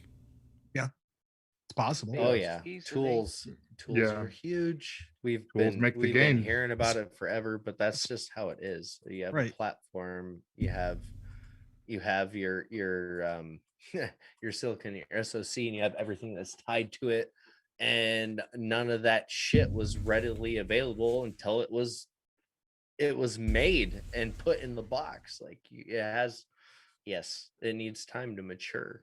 So yeah, some maybe they're like, you know what, COVID kind of fucked everything up, but on the bright side, when we do reveal this, we can show it in its best light on console and other platforms simultaneously. It's not a waiting game, or it's not a eventually it'll get an update on, you know, the Series X and shit. So It wasn't until like months after the fact, like different podcasters like Dealer was saying, like they're just now getting the dev kits, right, for Yeah. RDNA 2 and different stuff like that. So Yeah. Yeah, it was late. It was very there's late. so much baked in shit to that Oh yeah.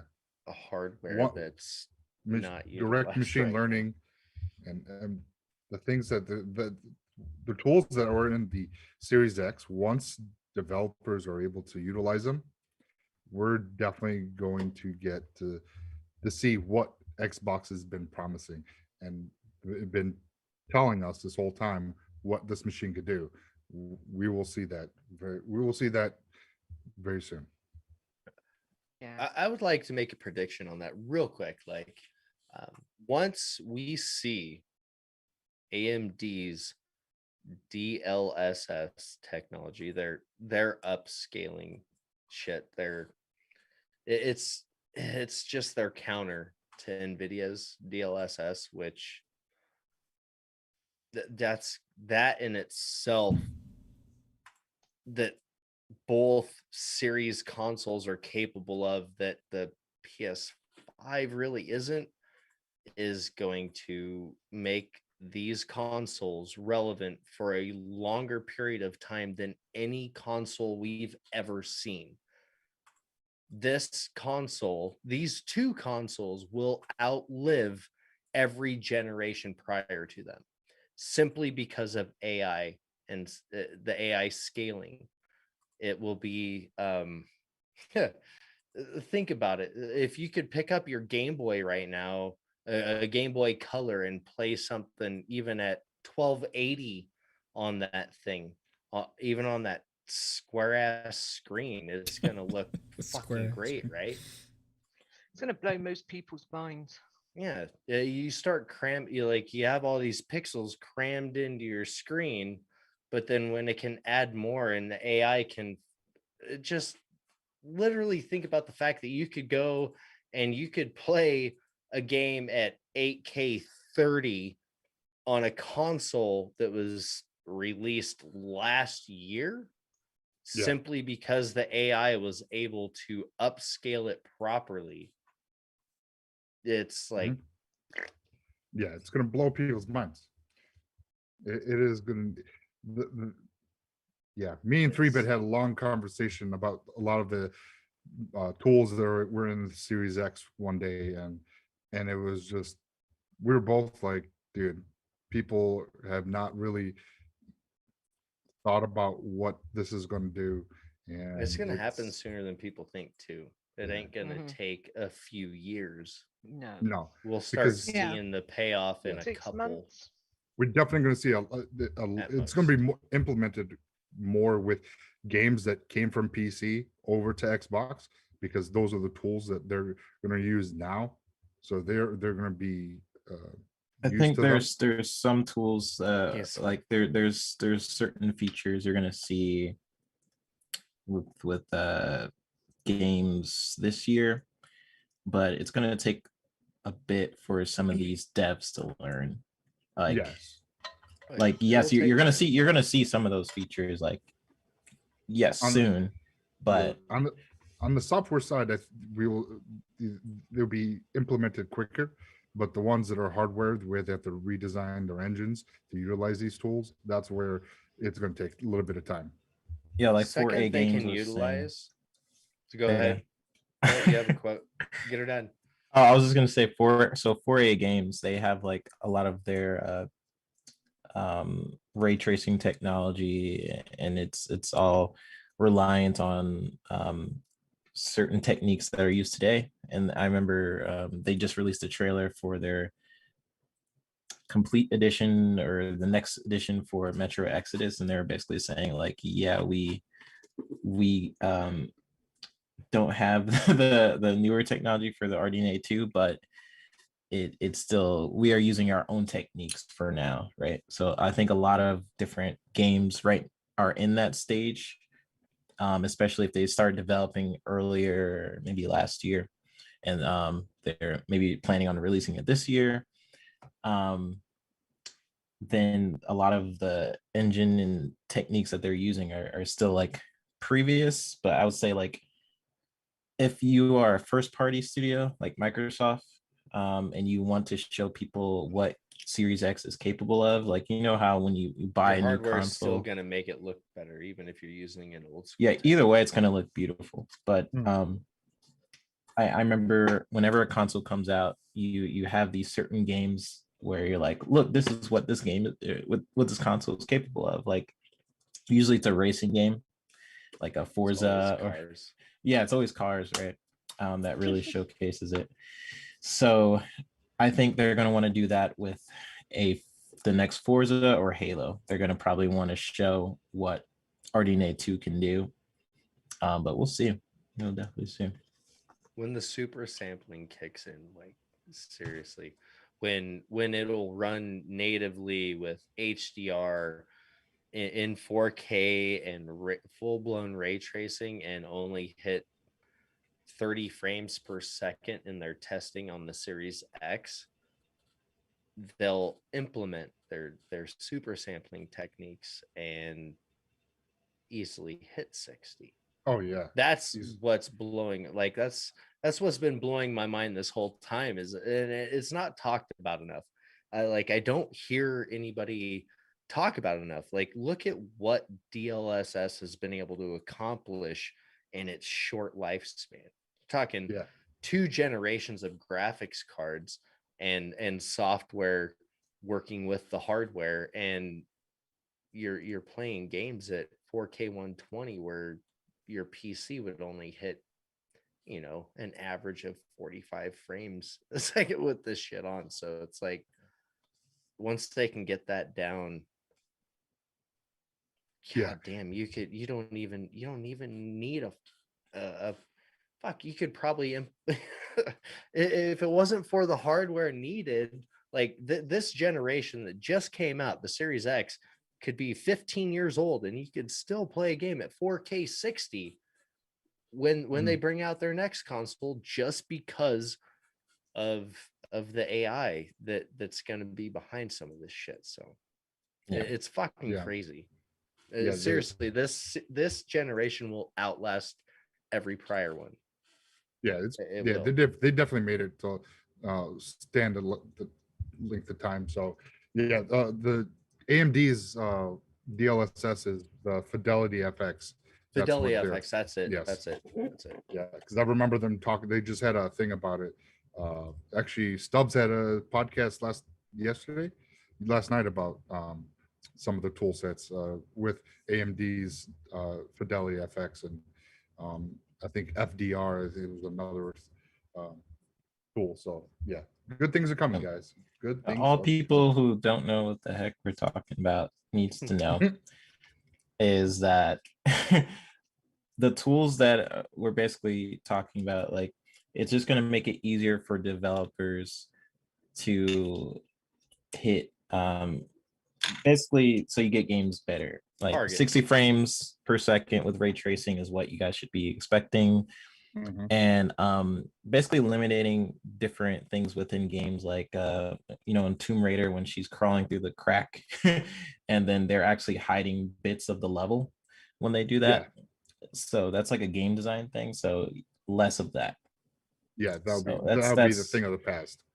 Yeah, so that's pretty doesn't much. Everybody love that part when she's like going through the cracks in the walls? It's like everybody's favorite part of the game, right? Yeah. Yeah. I mean, Well, lady, you're you muted. boys. It's no, it's so Super annoying. sampling removes bottlenecks. Is like what it's really. Yeah, that's all it is. It's like Yeah. it's taking out it's making it easier for developers to develop games like faster. Like the Unreal Engine is like the best example of that. Like millions of polygons with the rocks. When do we get to see Unreal 5? Like what's the first game's going to use it? Is it Hellblade the 2? newest one? Hellblade 2. Mm-hmm. It's using 5, right? So it's using the newest UE engine. It's using an alpha for Unreal Engine 5. That's what I heard. So yeah, like even 3-bit and I were talking about like what we saw on the trailer. They're gonna get very close to that resolution when that game comes out. So and detail, the level near metahuman quality. We saw what they did with the other one. It showed the staircase. I watched all the fucking videos on it and shit, and I still can't remember it. Project Mara. Mara. Yeah, Project Mara. Jesus. They had a nice looking sink in that baby, didn't they? Look at that sink. Oh, yeah. It had water in it. It was a nice sink. It's a very nice yeah. But the level of realism, that's what it was so pretty. Mind melting. Yeah. I wanted to take a paper towel and like start wiping that sink and just say, "Hey, you need to get this shit." I showed people like the screenshots, and I wanted to see which one they would say it's real or not real, and it's like half and half. Yeah, that was the craziest part, was seeing polls like that where people were unsure. Yeah. Or picked the rendered versus the actual picture. It was like they are on the verge of hyper realism. Yes. They're probably the pushing closest that boundary. Yeah, absolutely. Well, if you play Hellblade, they will get there. Now on the Series X. I mean, dude, if you don't, I've never seen facial animations. Yeah, I was like, HUSK played it on PC. Like, yeah. Well, okay. No, I see what you're saying. Yeah. For console gamers like me, it's like a new experience. Like scrubby plumes.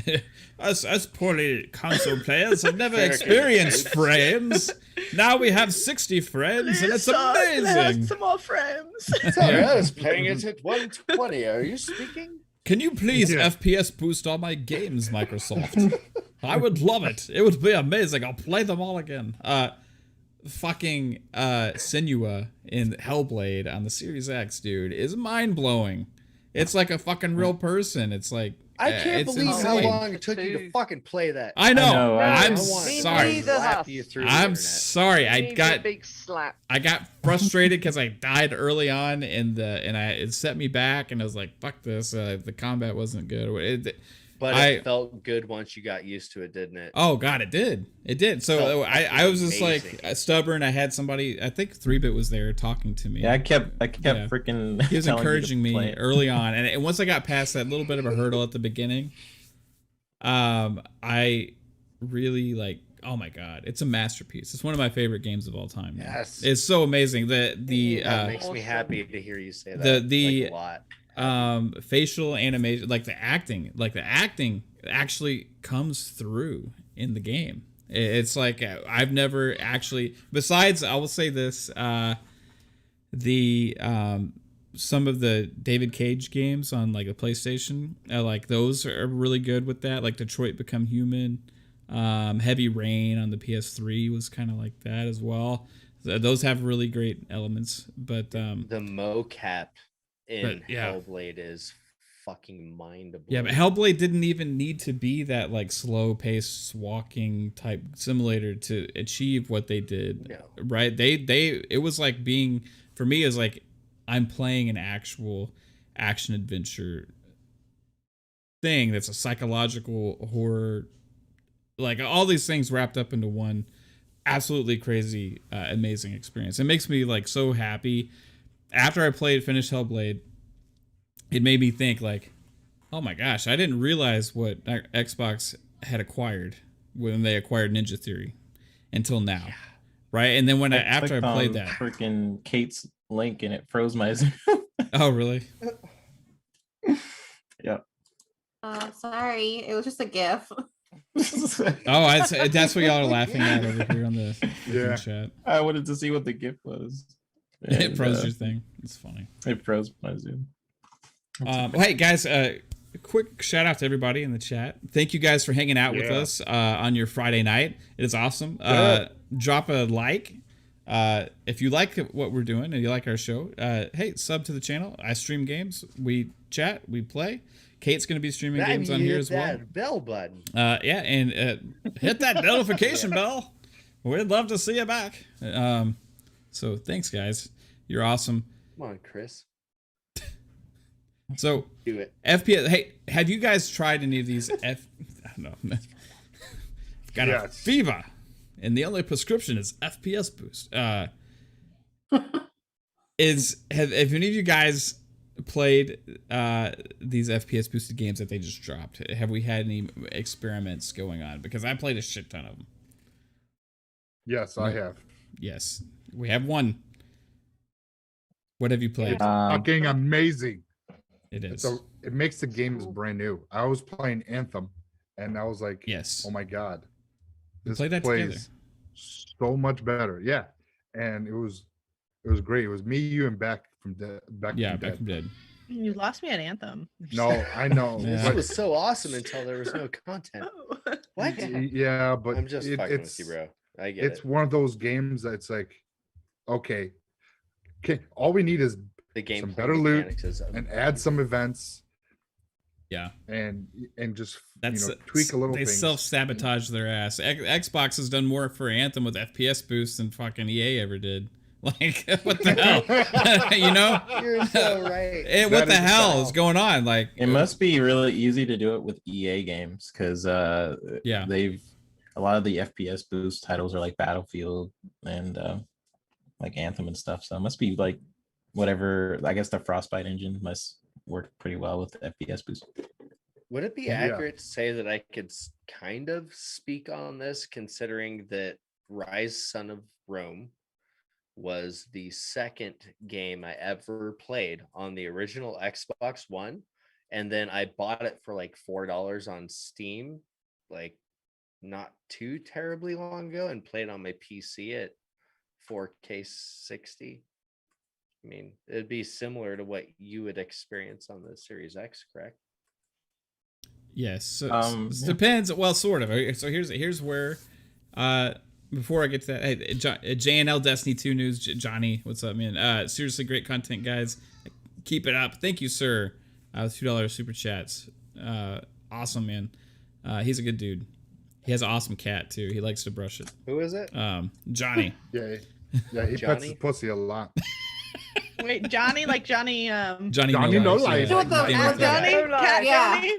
Johnny Low Life. I don't know who you are, Johnny. Hey, Johnny's a great guy. Play with you again sometime. We're gonna play some Jackbox one night. We played Jackbox with Johnny. It was awesome.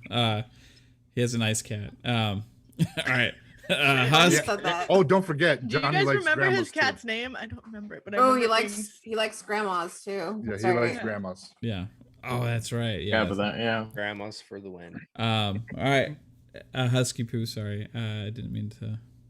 No, you're how you call oh yeah. So what I was getting to, like in response to you saying, so 4K 60 Rise on Rome. So the one thing is like you don't get the resolution boost as well like a PC. You only get the FPS. So here's how it works, because but it's still a game changer. I'm just gonna say it is because this is no dev support whatsoever to make this happen. It's all handled on the Xbox side within the machine and stuff, and they have to enable it on their own. They have to do that. Yeah, so they have to get permission. So here's where it's things like some engines, like some games that were 1x enhanced, right? because of the way like the engines are or whatever, some of them you have to like toggle off or you have to enable the FPS boost, right? So you may lose the 1x enhancement on some games, and it depends on the engine. So for example, Far Cry games are some of those games, but it's a fair trade-off for me getting the 60. But a lot of games also, like Shadow of the Tomb Raider, which was 4K 30, is now 4K 60, right? So it's just pretty much doubling up or sometimes quadrupling the frame rate in certain instances. And it's like so crazy playing these because it's so smooth. Dead Island is a different game at 60 frames per second. It's like that jank is like weirdly gone. You can actually like swing your weapon and it feels like you're doing it when you're trying to do it. Think about how many games are like that where you're like, God, the combat or just certain mechanics in general just feel awful. Yeah. And then you double a frame rate and all of a sudden it's like, It happened with Prey. So this is what they were actually developing the game to do, and then this is what we got. We got the redheaded stepchild. Yeah, well, the Jaguar chips couldn't handle it. I don't know if that term's acceptable nowadays, but I used it. Sorry. Well, as a console guy, I never understood that 100%. I was like, I just want it to look as good as possible. But now, like, here's something that happened to me. Okay, I'm trying all these FPS Boost games on stream and like hanging out, like, and I'm playing Far Cry 5, and then I end up going and switching to Far Cry New Dawn, and I forgot to go enable it. Right, I was in that game for 3 seconds. And I was like, oh, this is horrible. Something's off. Like, it's just, like, not right. I was like, this is, like, so much worse than Far Cry 5 and I was just experiencing. I was like, oh, yeah, I forgot to enable FPS Boost. And I went and enabled it on the game and reloaded it. And it was like, oh, okay, that's better now. You know, I can instantly tell when something's at 30 frames, where before it was never even a thought. And it's like 60 frames... The Series X on these games, especially these FPS Boost games and the new games that are coming out, has spoiled me now to I cannot go back to 30 frames, dude. It just like feels horrible. Now you understand where people like me yes have been coming from for so long. Like, don't get me wrong, like my ecosystem's my ecosystem, but something people got to remember is that Windows and Xbox, they're the same company.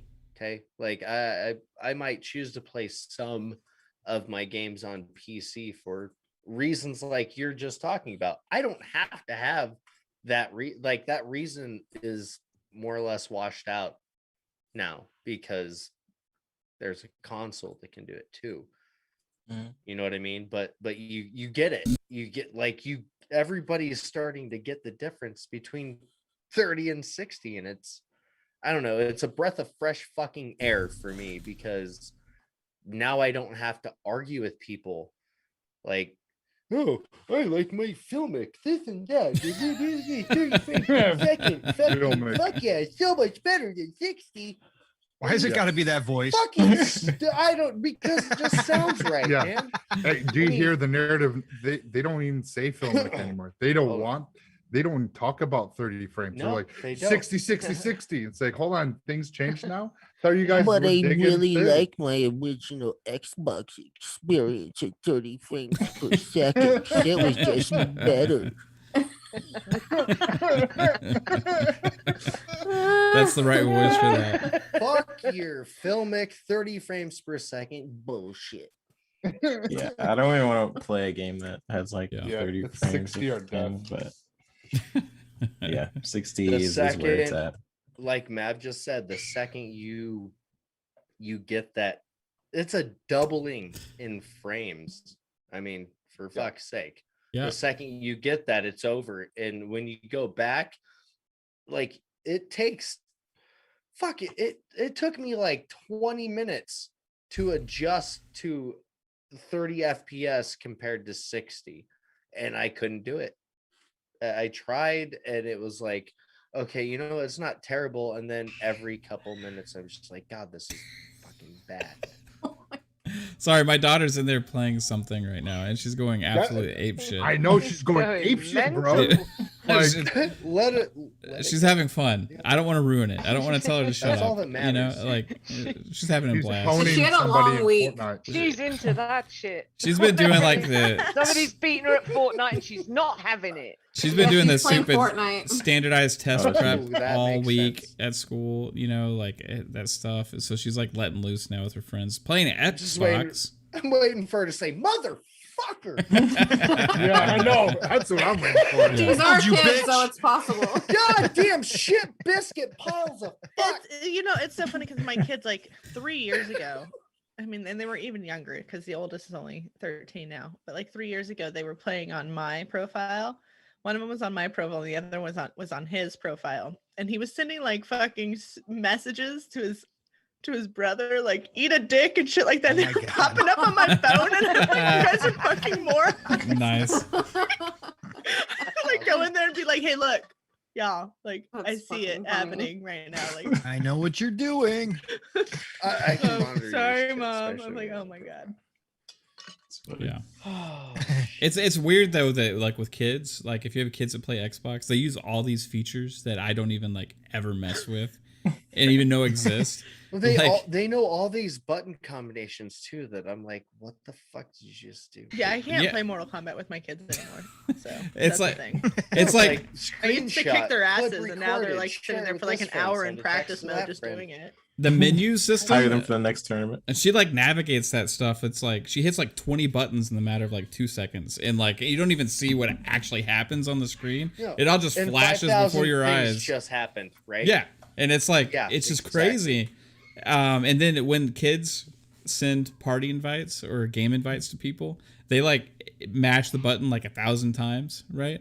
To where like in Xbox, they don't they don't even acknowledge, like they don't care. Like those things will still keep coming, and they'll still keep coming, and they'll still keep coming for like 20 minutes, and it only took them 5 seconds to like hit the button like 30 times, right? So it's dude, I think the kids are getting into Xbox again, right? I think it's becoming popular. I think the Series S is going to be that gateway for families, right? Oh yeah, we have 2 already. Yeah, nice. Yeah, I'm we looking to have get 2 one Series myself. S's now. And mark my words, that thing will at some point be able to come close, like closer than we think, to keeping up with the Series X. I Just think so. I mean, from- I think it's great. I think it's amazing. Just from PS5 AI. It's a great is, console. you know, Super- battening And it's Super funny sampling, because DirectML. we all- already all have those. plans to take the 2 Series S's that we have and give them to the children once we get our X's. So it's kind of like a thing like with, so we have the 2 Series S, we have a Slim, we have 2 VCRs. Like we just have like I like everyone calls it a Xboxes VCR now. It's great. and everything. So and It is. What's the And problem? it's so is- funny because BTV Not TV. wrong. that's what it is. Yeah. My son Briar, he's like, so when do I get a PlayStation again? And I'm like, Not in this house. No. no, I mean, I really want a PlayStation. He's like, so can I get he wanted a PlayStation 5 for Christmas so bad. And I just laughed Yeah. at him. I'm like, no. Yeah. the kids like Fuck. 20 years from now, though, like these kids that are growing up now, they keep hearing the word VCR. They're gonna think a VCR was an old Xbox. You know what I No, mean? right? like they Yeah. really are. Like it's not Yeah. even gonna like That's, be a thing for them to think it was like a fucking VCR Marketing player. by Xbox. That Uh-oh. piece of shit played some weird thing with tape in it and stuff. Like, fuck that. gonna be thing. weird. So, Pong, I Like, was their seeing generation's A-track player. I was I mean, seeing I a little always bit think of what's about that going on in with, the like, chat. Oh, go ahead through it. Oh, I was just gonna say, I always think about that with like characters that we loved growing up, and like the next generation, they're just being featured in games like Fortnite, and or like, or maybe like, Yeah. maybe they made like one game of it, and we have like memories of it, but like they don't know what the heck we're talking about. I had Yeah. to force my kids to play Halo. Like after Master Oh. Chief came out on Fortnite, and they were like, "Who is this person?" And I was like, "Oh my god, Wow. I have failed as a fucking parent Oh who are my going in God. here and who are playing fucking Halo." So that is My what- daughter's playing all the Tomb Raider games because of Fortnite. That's amazing. That's awesome. Yeah, Laura Croft. That's It cool. was like a special character in there, and that the kids were all excited. Laura Croft, and she wanted to know more about this character, so she asked me to get Tomb Raider, and it happened to be it was on the collection. It was the day they like came out with that collection that was like $20, and it was on sale, and it's like, okay, yeah, we got it. So she's playing through all of them, and now they FPS boosted them, so like she can it's like even better. I want to right? go back and play them. I love Tomb Raider. Yeah, that's Yeah, I another beat the thing. first two. I Our didn't kids are Me getting too. Oh, the best experience possible, or well, not the best experience possible, but like literally a significant game experience jump from what our generation got with a lot of these games. yeah. Like it's fucking insane. Like think about that. Like 20 years, 10 years, less than 10 years from now, they're gonna be like, God, this game isn't 120 hertz. Fuck this. I'm out. Yeah. What is this from the 20. 360 generation? I only play Fuck's going on? 480 hertz games. Right?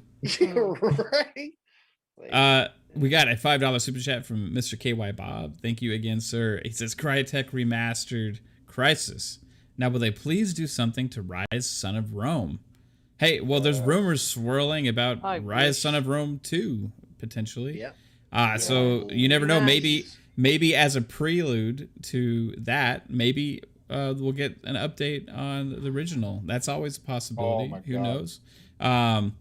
Because that tends to be a thing, right? When a company is actually making a game to sometimes drive hype and reignite a little bit of excitement, they'll go back and update the original and re-release it Remaster or the fuck out of remaster it or something to like get people to play it again and get some more excitement for the new thing that is coming. So who knows, man? That Because could be a possibility. considering what that game was running on, Yeah. it looked.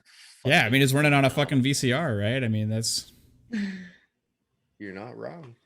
It was only 30 frames, but holy shit, it looked Yeah. good. it was 900p, 30 frames. And I remember everybody at the beginning of the gym The was like, texture "Oh, the Xbox quality One can was- only do 900p," and then like Digital Foundry stuff. That's what started that whole.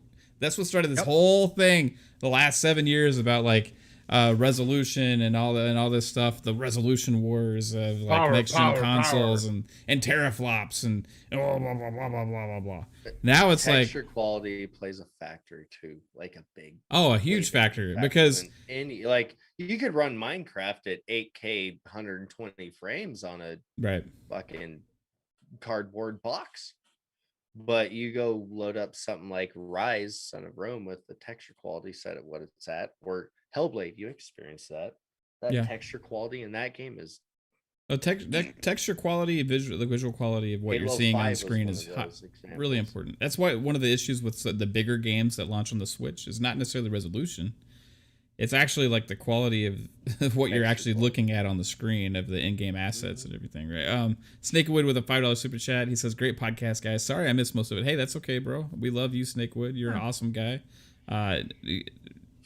Just love that you showed up, bro. And I thank like you that. for the support, man. You're awesome. Snakewood's an awesome guy. Yep. FPS Boost, all this stuff. We've been talking about it. Pong, have you tried any of the FPS Boost games? Yeah. I definitely tried a bunch of them out just to check them out. I think I tried. What did I try? It's been such a long week. I tried Assassin's Creed. I tried Oh, that was Tomb Raider. crazy, amazing as well. Yeah, crazy. I tried Tomb Raider. Which That was Assassin's Creed, Pong? the All of them? no, not all of them. Odyssey. Unity? No, Unity. Thank you. Yeah, that's Thank the you. one I Yes, played Unity. too. That's not bad. Tried Tomb Raider, and then I tried what else did I fire up? Oh, I tried Deus Ex. I Yeah. tried that right away. Absolutely phenomenal. I need Like, you to help me with that Badass game, Pong. in I can't 60. figure out how to get past this motherfucker that's blocking this gate.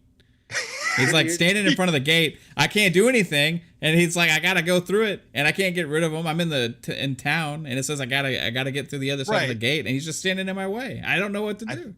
I need your help. So you gotta help Okay, me with all this, okay? Yeah, no, that game is phenomenal, and now Yeah. it's Oh, it's 60. good. It's oh god, it's so Good. pretty. I haven't played it at 60, but I loved it when I Yeah, did play it. yeah, that needs a new game for sure. I think I think that's about it I tried this week. Can't think of anything else offhand that I tried, but yeah, no, I mean, it's amazing. Again, something that we didn't ask for, something that we didn't know that we needed, that Microsoft has just been forward thinking and gave it to us. And now everybody is going back and, maybe a lot of people are finishing games they never finished simply because it didn't look good or didn't run good. And people were like, I'm not going to play this anymore. Prey is like a complete different experience. Prey is completely different, right? Digital Foundry did that whole breakdown on Prey and said now it's comparable to the PC version from back then.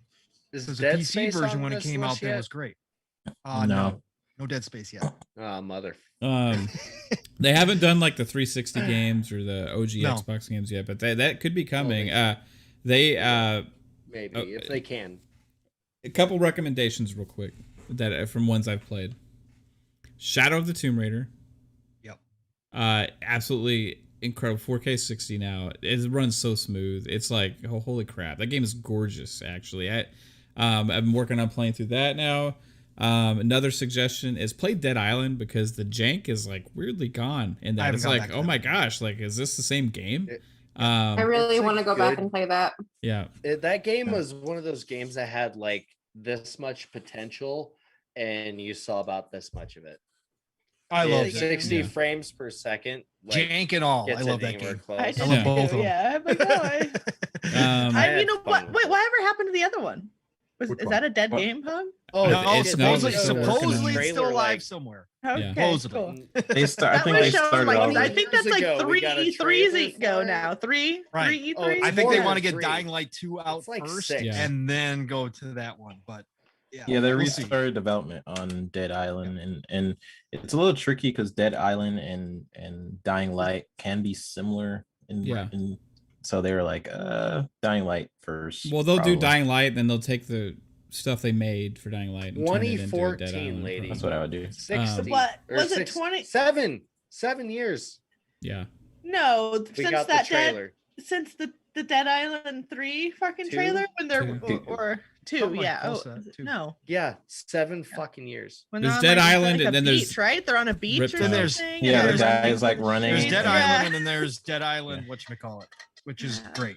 I like both. Hmm. Oh, Lupa, you're awesome. Just a £5 super chat from our lovely assassin. Lupa says support and Aw, be thank supported, you, you guys. Lupa. 100. Hey, you rock, Lupa. Thank You you, didn't have to do Lupa. that. Thank you. I Oh, tried. What's this Um, shit? oh, Look at you Um, right there. So, a couple more. Sleeping Dogs Definitive Edition. Oh, I gotta go back Yeah. and do that. Oh my yeah, I was gosh. playing that. I watched Never Cole played that playing it game. and I was Nope, dying. never Oh played it. god, I So love that good. game. It was It's crazy. so good at It's 60. a different experience again.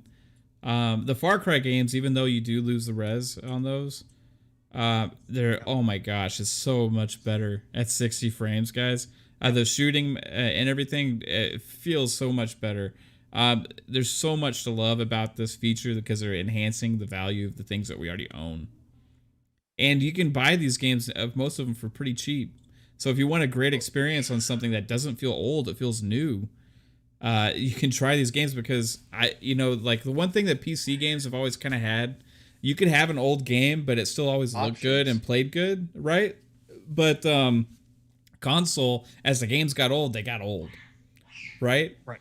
That's kind of going away now, and they dropped 74 of these motherfuckers at once. There was so many of them. They're So- giving Yeah. they're giving 97 all of overall us now. a reason to go back and play some of our Yes. favorites. Yeah, Like, like there's I never ever literally- tried Mad Max, and I can go back and play it at 60. Yeah. Cool.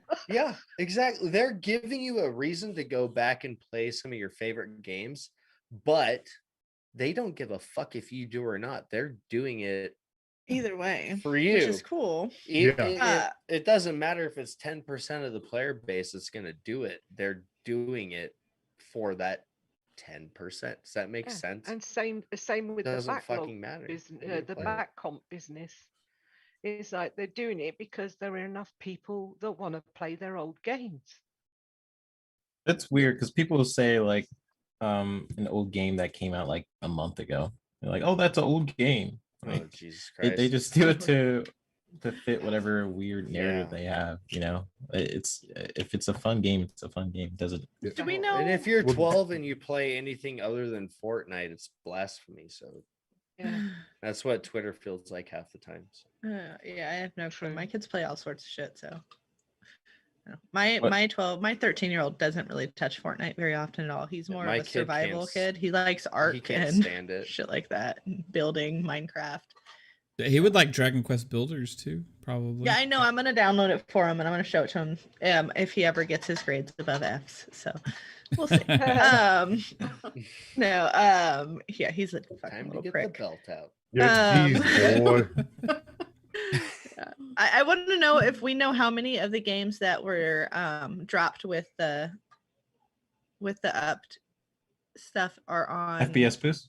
Yeah, on with the upped FPS is on 672. Game Pass. Like how many of them are on Game Oh, Pass? Oh yeah, I don't know. I know there's a Oh. lot because they'd said There's actually that they were 97 overall, but most of them are Game Pass, I th- think. they were focusing on what they said. I think is Game they were Pass focusing available on games. ones that were available to most people, games that either a lot of people owned or ones that are on Game Pass because they wanted it to be one that a lot of people experience. But inherently as well is these are still going to enhance like the sales for these publishers that as well. Like when you increase the quality of something, it makes it more attractive for people to purchase, right? Yeah.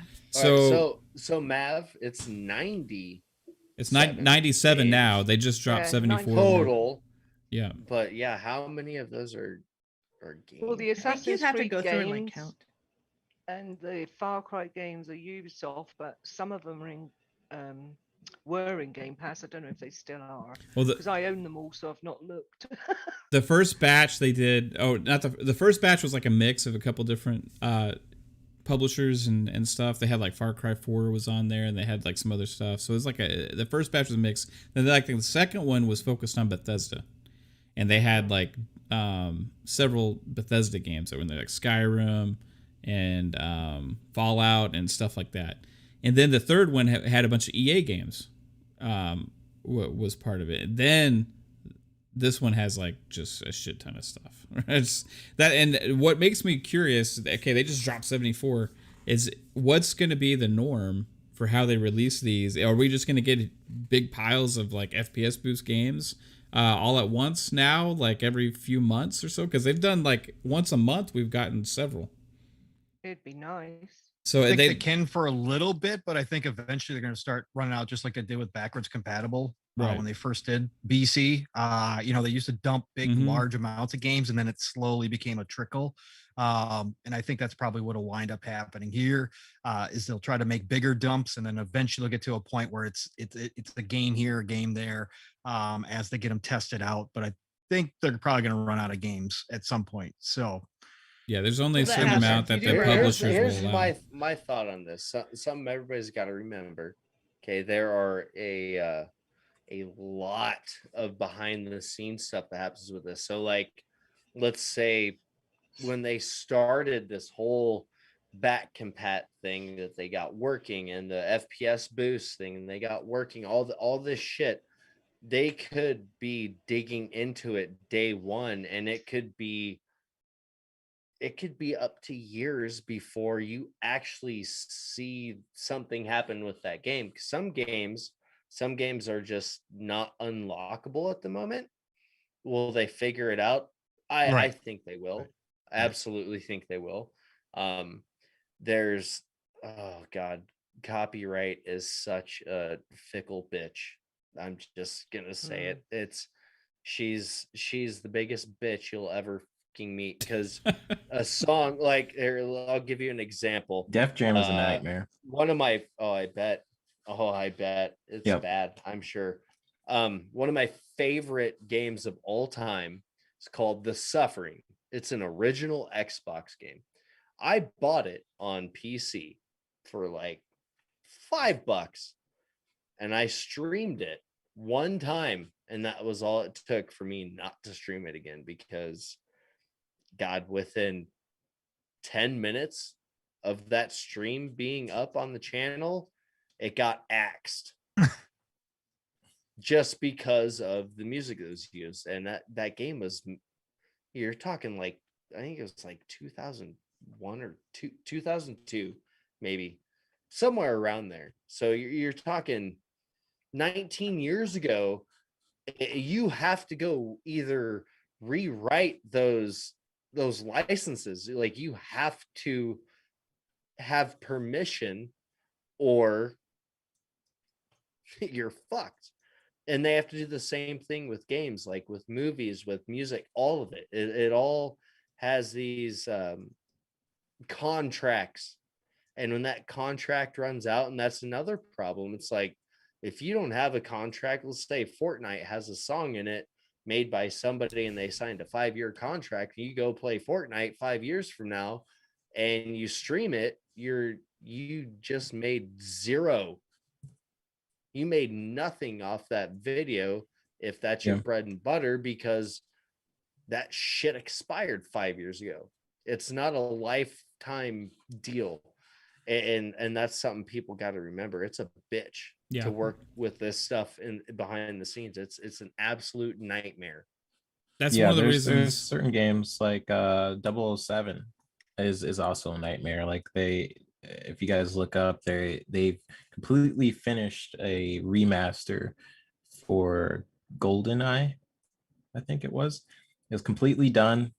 The only thing that was preventing them from releasing it was rights. They don't know, like the rights to that game is very complicated. Like who owns it? Is it Nintendo? Is it MGM? I think who owns 007? Is it like the first other developer? I don't remember. It's like 3 different people who potentially owns the rights to 007 in the game. And that's where that shit gets expensive.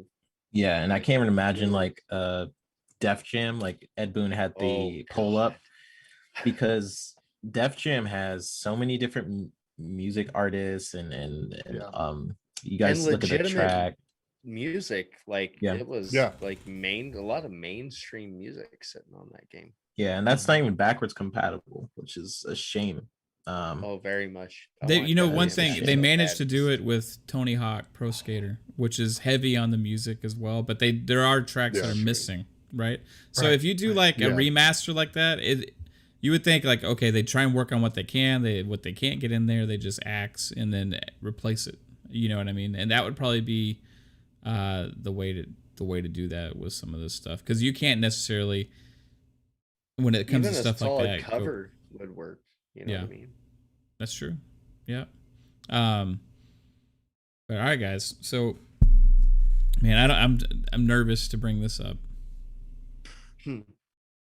But I'm gonna leave my part and just tell you that I posted a video. I had a live stream today. It lasted about 45 minutes, and then I cut out the beginning of it because my audio wasn't working, and I reposted it as a video on my channel today. So it's 40 minutes, and you're gonna be able to hear my thoughts on this exactly.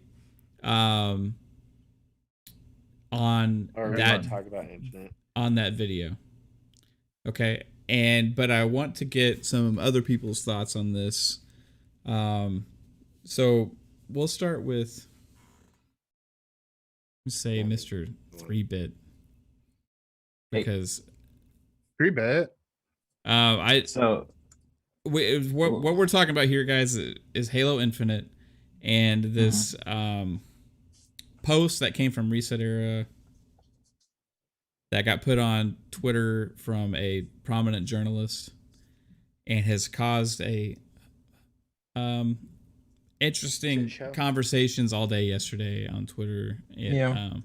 So what are your thoughts on what was seen in that post?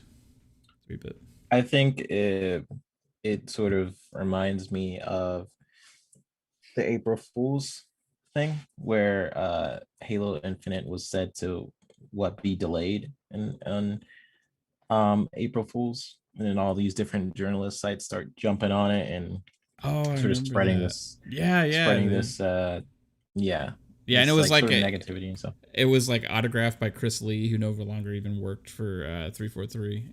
Yeah, that's right. Like to me, that just brings the mindset of there still is like this negative perception of Xbox in the back of the media's head. I feel like they're just waiting for something to be there, and if it's not there, then they want to create something. Now, from what I've seen of the reset era, and I posted about this on my Twitter, is he was pretty much just saying he was a skybox lead. So he was responsible for like the background, the backdrops for Halo Infinite, and he was saying this game is not a masterpiece. And it was translated because I believe he's a Chinese developer, so a lot of it was translated from an audio interview, I believe. And then I believe was it Schreier? Who was the guy? Okay, yeah. Schreier then basically said like, yeah, I have my own. He didn't say this. This is how I'm interpreting his jerkness. I have my own article, and this is pretty much what's about to happen. Yeah. See, that's what I had to say. See, to me, it's just really dumb. I mean, like you could say, yes, you worked on Halo Infinite. You say, hey, it's not going to be a masterpiece from your opinion, and also, it's like. He's mad that it seems like he's mad that a lot of the stuff that he's worked on won't be in the game, because that was like a large majority of what he was saying in the beginning of like the article, and then the rest he was going down into other things. I'd be salty about like me working on something for months and then it's not in the game, sure, but to me it's just people already take so much stuff out of context. Like they just read the headline and don't read anything else, that it's spreading. It's just spreading the wrong message. I think like a lot of everything else, they twist it half the time.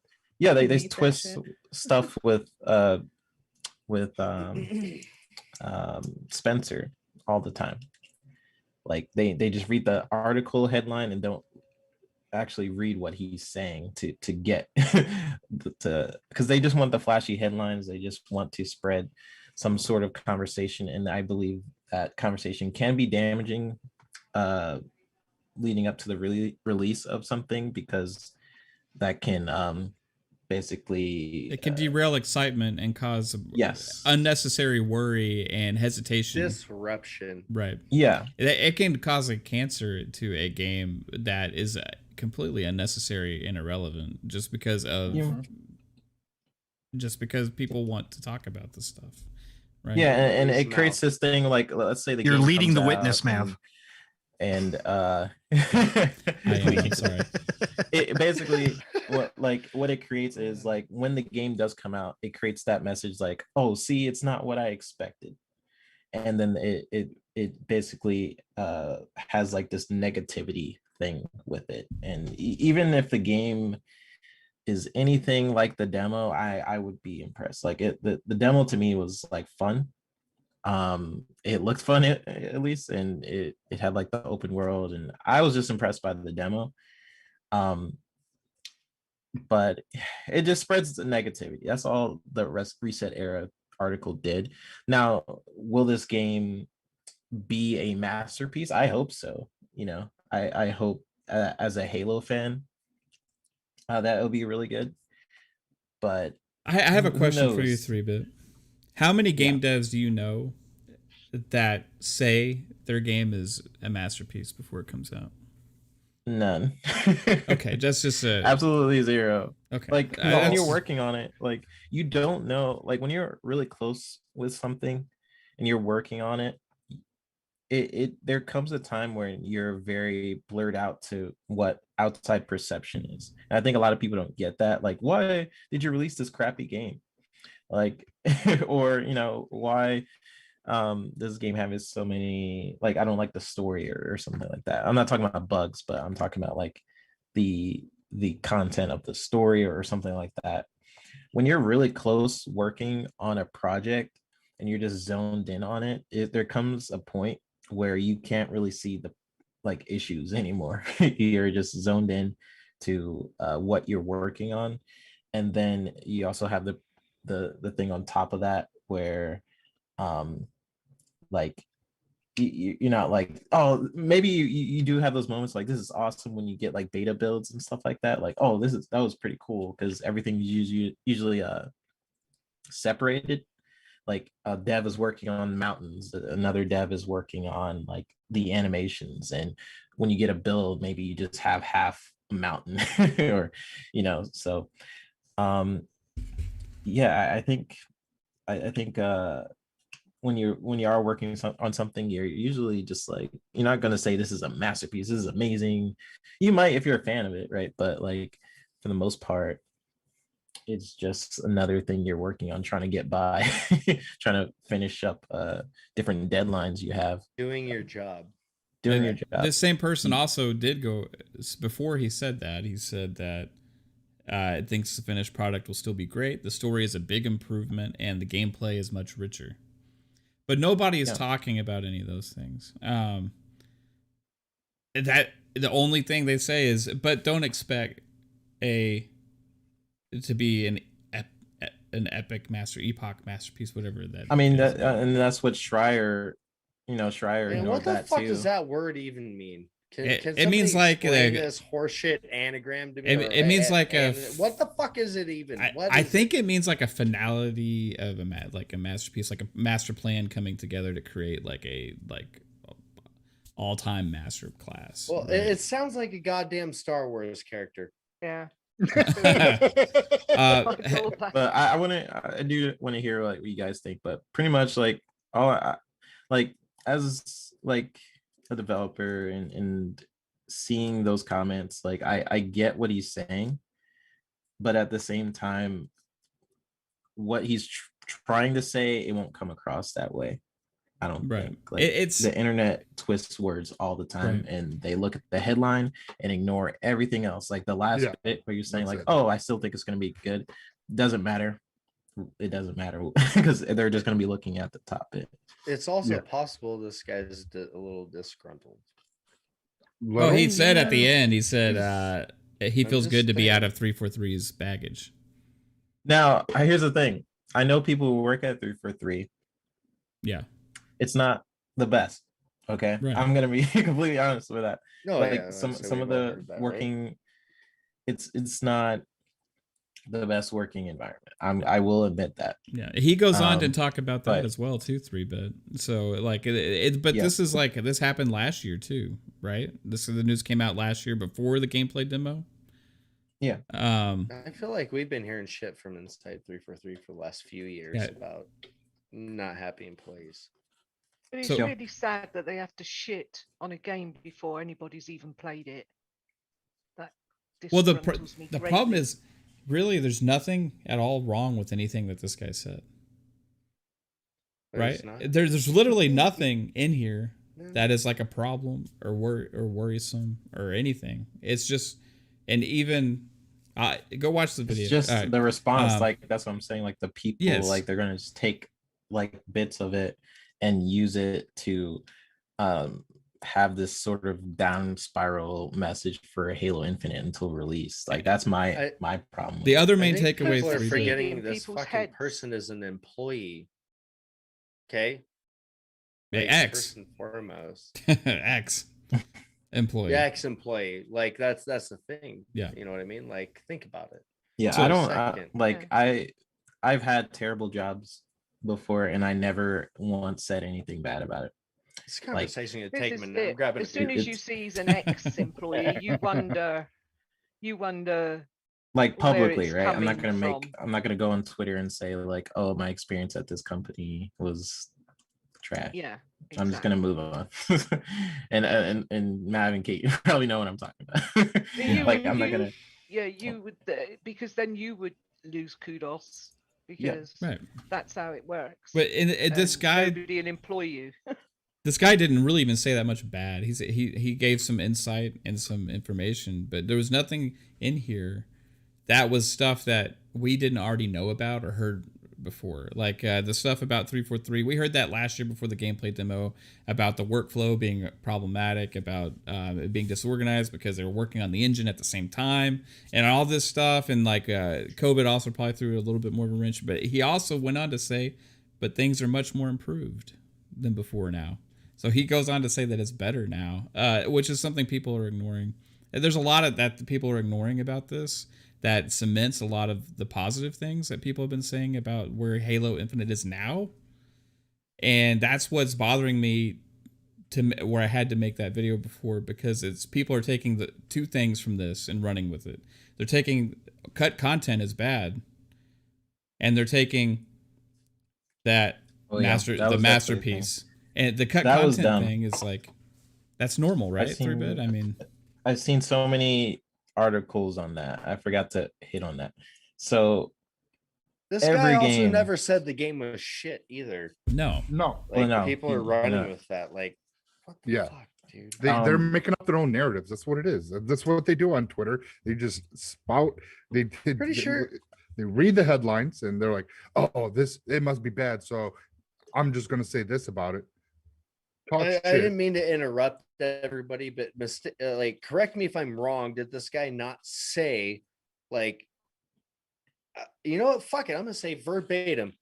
I'm not saying this game isn't gonna be great, or it's not. He said verbatim. In fact, I think the finished product will still be great. Period. Okay, I was close. I didn't go that. Well, that is the other thing from this. Well, the other thing from this, Husk, is like this is translated from Mandarin, right?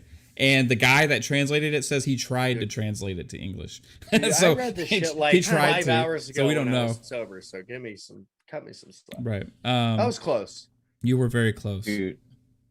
What was I saying? The cut content, 3-bit. Sorry, I'm very curious about your opinion on this, because if anybody can speak on this aspect, it'd be 3-bit. It would be you, because you've actually worked in this industry as somebody that you could say is similar as an artist, right? You have worked on projects, and maybe you've had your content cut from stuff before. I don't know, right? But like, is that? Oh yeah, that's happening this E3 most likely.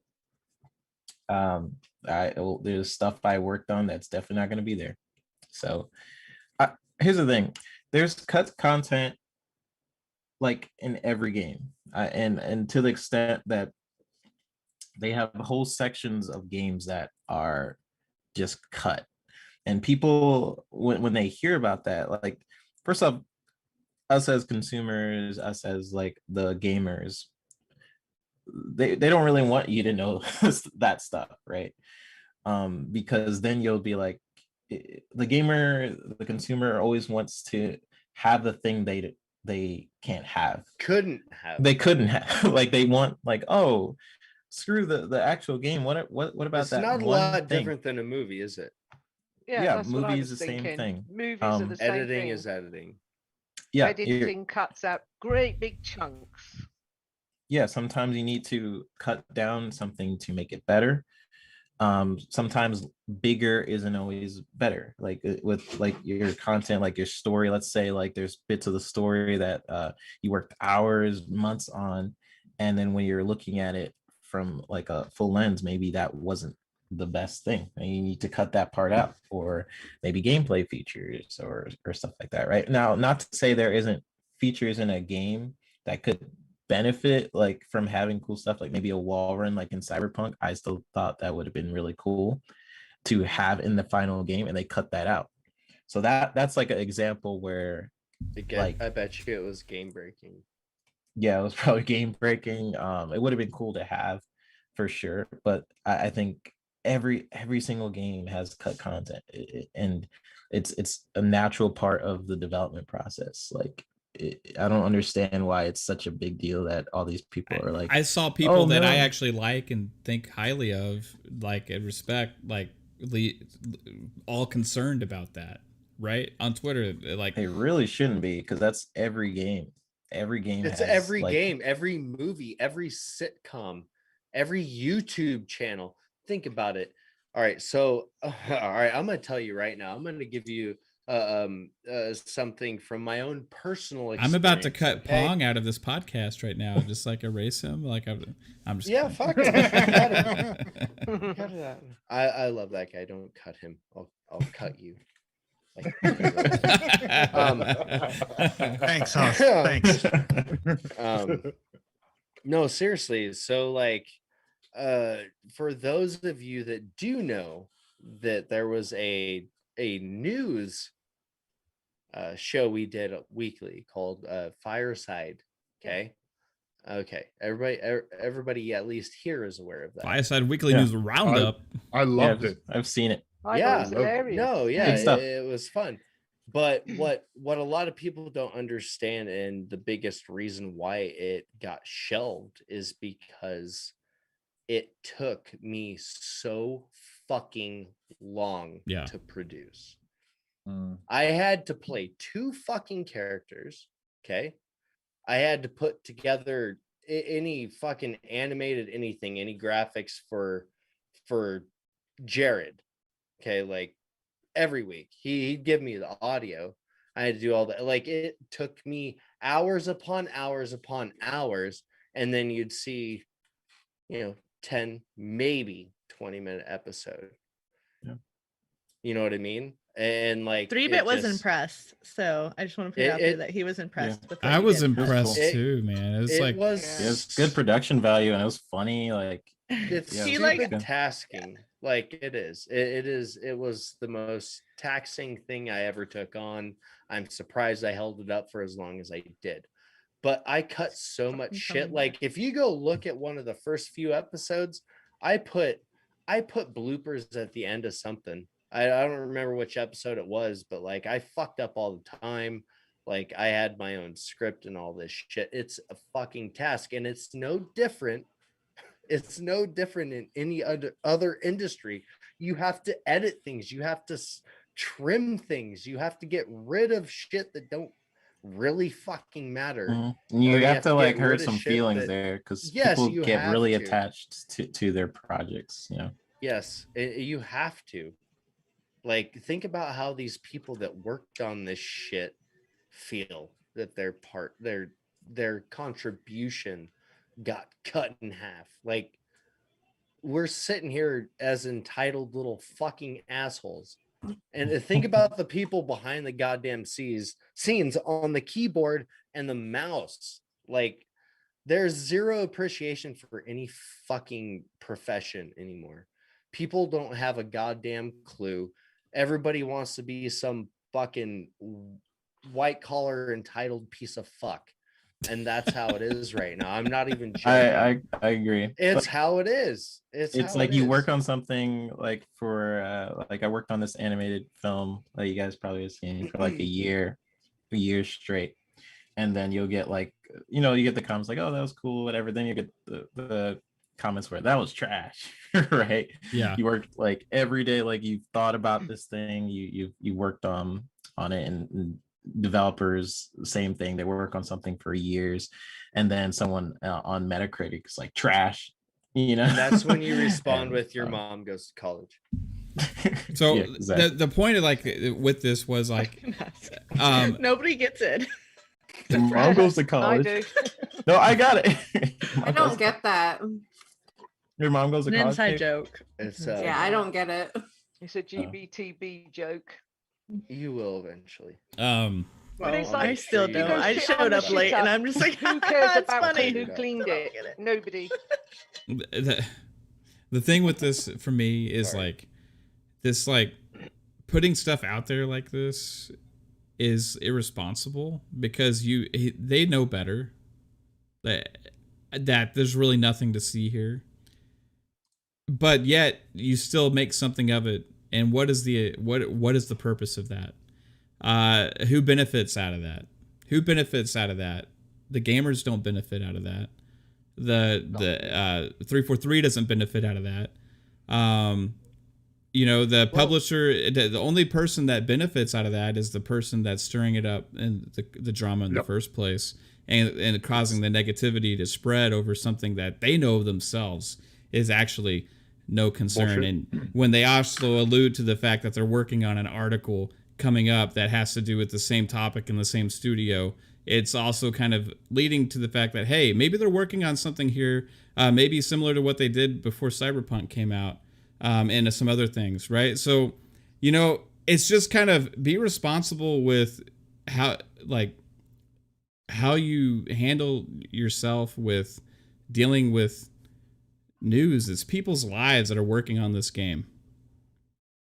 And at the same time, all press is good press to some extent. No, I see. No, that's it's not, but it is like it's a catch 22. With Halo, this has been a thing. Like, so Halo 4, Halo 5, and this people start stirring up this like stuff, right? And then it leads into something bigger because it has so much attention. But then it actually has hurt the success of the franchise over the last generation, right?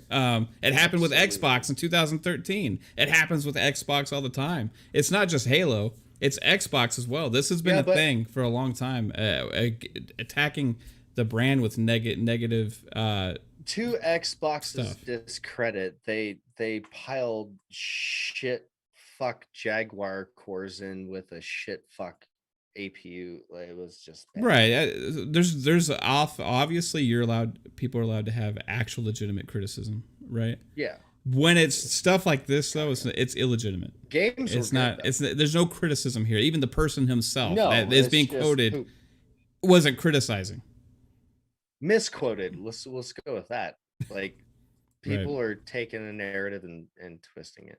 Pong, that's what the internet's good at. Do you have any thoughts on this? I got lots of thoughts. I mean, again, it's just.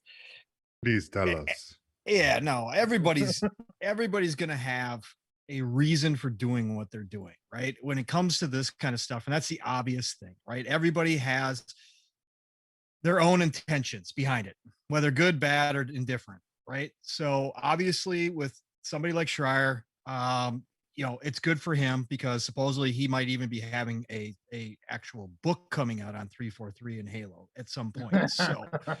So for him, it keeps stirring the pot. And we got to remember that Halo is always going to be a gigantic target for anybody because of how big it always has been in this industry, because of what has happened, because of Bungie and that whole fiasco. And then obviously 343 taking over and people not being necessarily happy with 343. Anytime I talk about this stuff, I'm a casual Halo fan. So I'm not going to sit here and come from a fanatic standpoint, like some of you are, as far as, how I feel about it. I enjoy every single Halo game, right? So for me, it's no big deal. For me, I just want to see how the game comes out. I know I'm going to have, at the end of the day, probably many, many moments of enjoyment with Halo, no matter what. I really don't care. Casual piece of shit. Correct. I know. I know. Who said that? But I admit it. I just love him so much. I love watching him and his facial expressions. Like, he just brings me so much joy. But the point being is that, so you got Schreier on one side, who is obviously a self-promoter. Okay.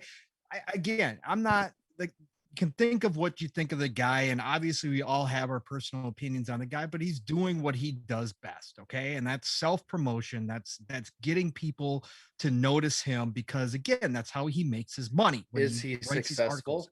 That's the question. Yes, I do believe he's successful. Then he is. Right. So from that standpoint, that's his perspective, right?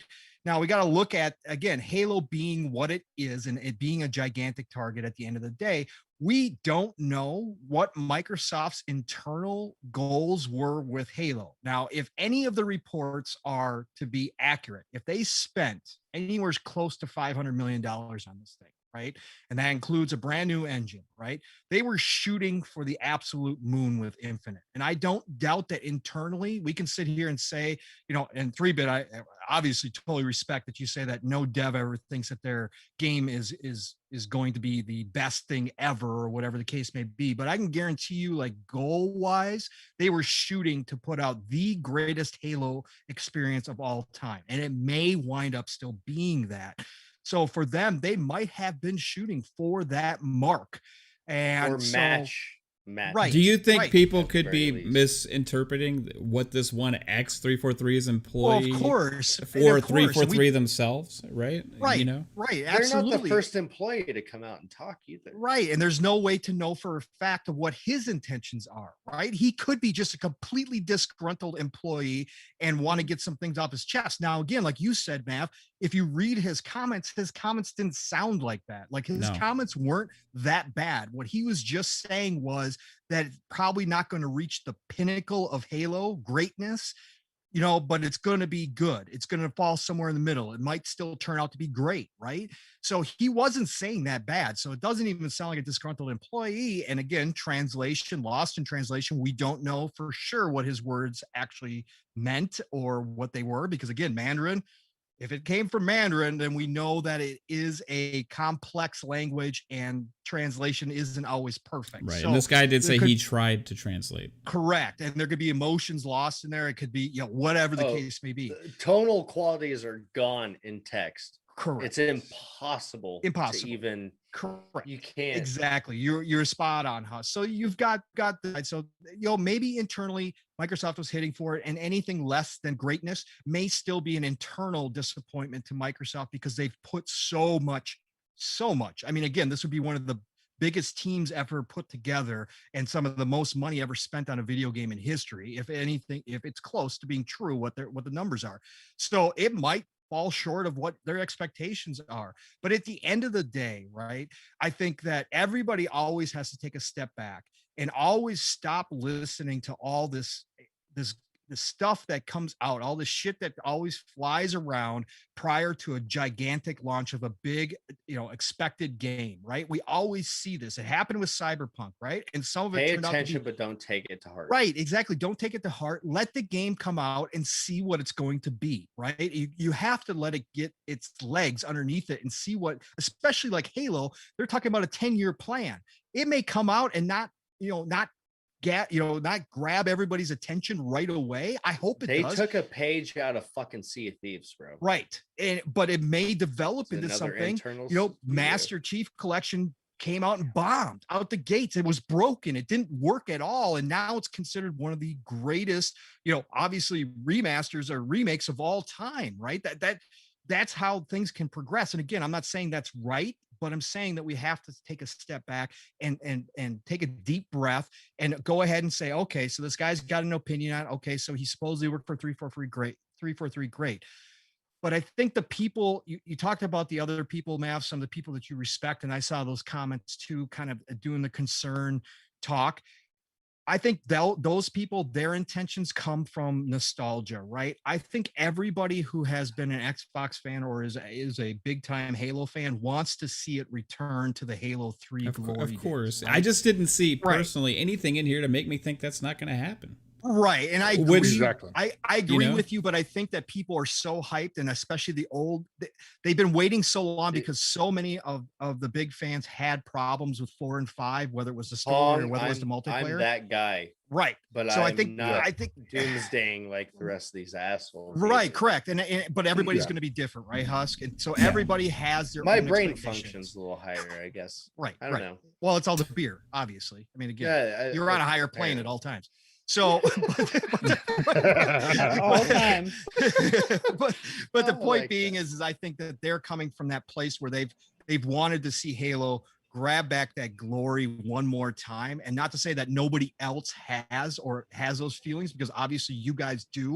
But what I'm saying is that it just comes out that way, and they're speaking like, oh no, here we go again. I know, Oh, God. but that's the problem I have, because you know Right. what? It's like a cancer; it spreads, But- and when but- this one thing There's happens, so much passion and then these behind it. other Right. prominent people keep spreading. Oh know. no, there's concern here. Now everybody else that's a Well- listener of that person well, is thinking, oh no, but- they're but concerned. Now I You should be can't concerned. stop humans. from I've doing been that. concerned from the beginning. Like right. I've been concerned from, Right.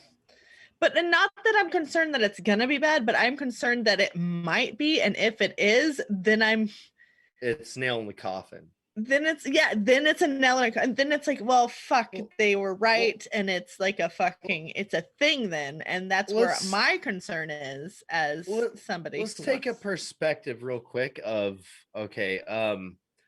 example. All right, let's say Mav, you and me both, we work at Target.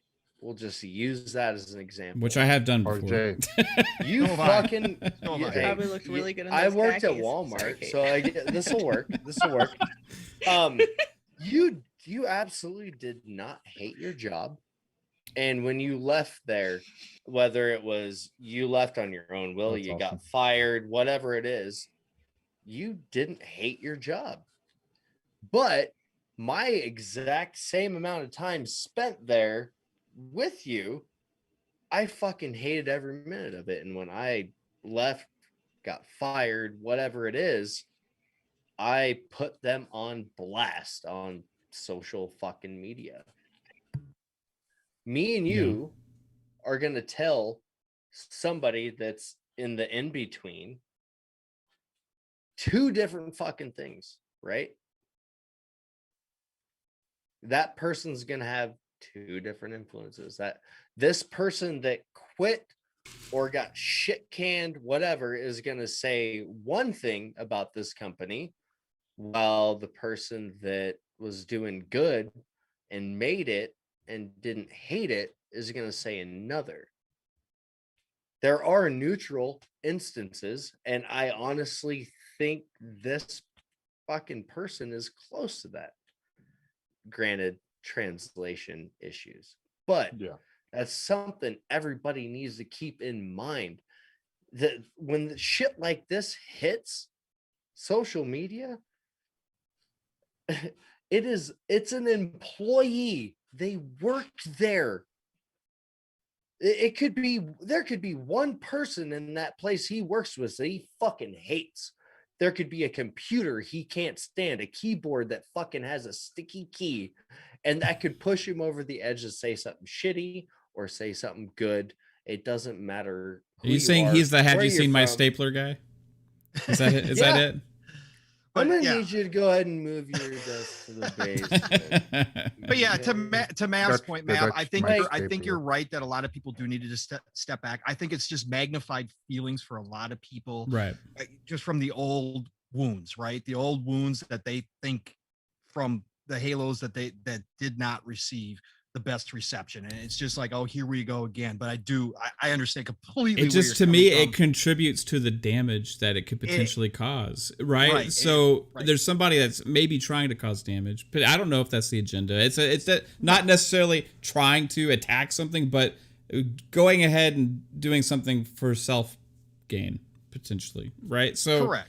And when they do something where if you actually break it down, which again, guys, watch the video because I broke it down line by line. Okay. There is absolutely nothing in this post that was new information. And there's absolutely nothing in here that was really negative. If you actually read the words that were written down, everybody is skipping all of the positive. There's a lot of positive things in here. A lot of things that coincide and cement the things that we have believed before that have been saying, oh, you know, the engine wasn't finished yet when they put the gameplay demo. Yeah, he says that, right? There's a lot of things that he concretes for us, and people are ignoring everything to do with all of that, and they're focused on the two pieces that could be seen as a potential negative. And that's my problem is because when you focus on the negative and you keep only talking about the negative, everybody else out there only sees that negative. They don't see the positive. They don't see all this other stuff. And it goes into the casual fans that don't follow Halo. They don't follow this news. They just follow these influencers, because people are easily influenced, right? Like they follow these people. And then that all of a sudden becomes, oh, hey, a hesitation on their part. Like, hey, maybe I shouldn't be excited for this, right? And there's no reason from what this was specifically for that. There may be things that come in the future, right? And maybe what he's working on will have that in there, right? Here's the biggest but problem this, with all of it, Mav. It's every game now. It is, and he says that it's every big release. It's every big release. But he even says that himself on Twitter. He says that himself. You could replace the words Halo Infinite with every big AAA title. So why post this about Halo Infinite? Oh shit! You have this because it feeds his narrative and it feeds his stories, because his Yeah. stories are all about the negative and they're all about the crunch. They're all about the garbage on the backside that he feeds off of. So yeah, of course he's going to push that one. Of course he is. But the great part, Math, the great part in all of this is that it's all temporary, because at the end of the day, gamers have some of the shortest memories ever. And if Halo comes out and nails it, even if the reviewers try to downplay it, even if they try to crush the score, guess what? If gamers jump in there and are having a fantastic time, that's all you're going to see on social media. Is people posting pictures and videos. It's going to suck everybody back in again, and everybody's going to be like, Halo is back. 343 did a great job, and it's not going to matter what everybody else is talking out there. They can say whatever they want to at that point, because again, gamers have the shortest memories, and if you entertain us, that's all we care about. And if you make this Halo game as good as possible, even if it isn't the absolute pinnacle of Halo greatness, if they just nail the story and they make it, and they continue to make it. Right. And they make it so that it continues. It's absolutely so that if it brings people in, draws people in, and people say, okay, I can see their vision and I can't wait for the next content drop. That's all that's going to matter. And if the multiplayer is killing it, dude, that nobody's going to care anymore. Nobody's going to care anymore. You're right. God again, right. That's the way it's the good thing also, Pong, to your point. Is we live in a different world now where there's Game Pass, where people aren't going to have that hesitation, this negative stuff that's put out there is going to necessarily impact them from trying or buying the game, because hey, if you got Game Pass, you got it. You know what I mean? You can try it, even if you don't have Game Pass. Your console, your last gen console, your PC, right?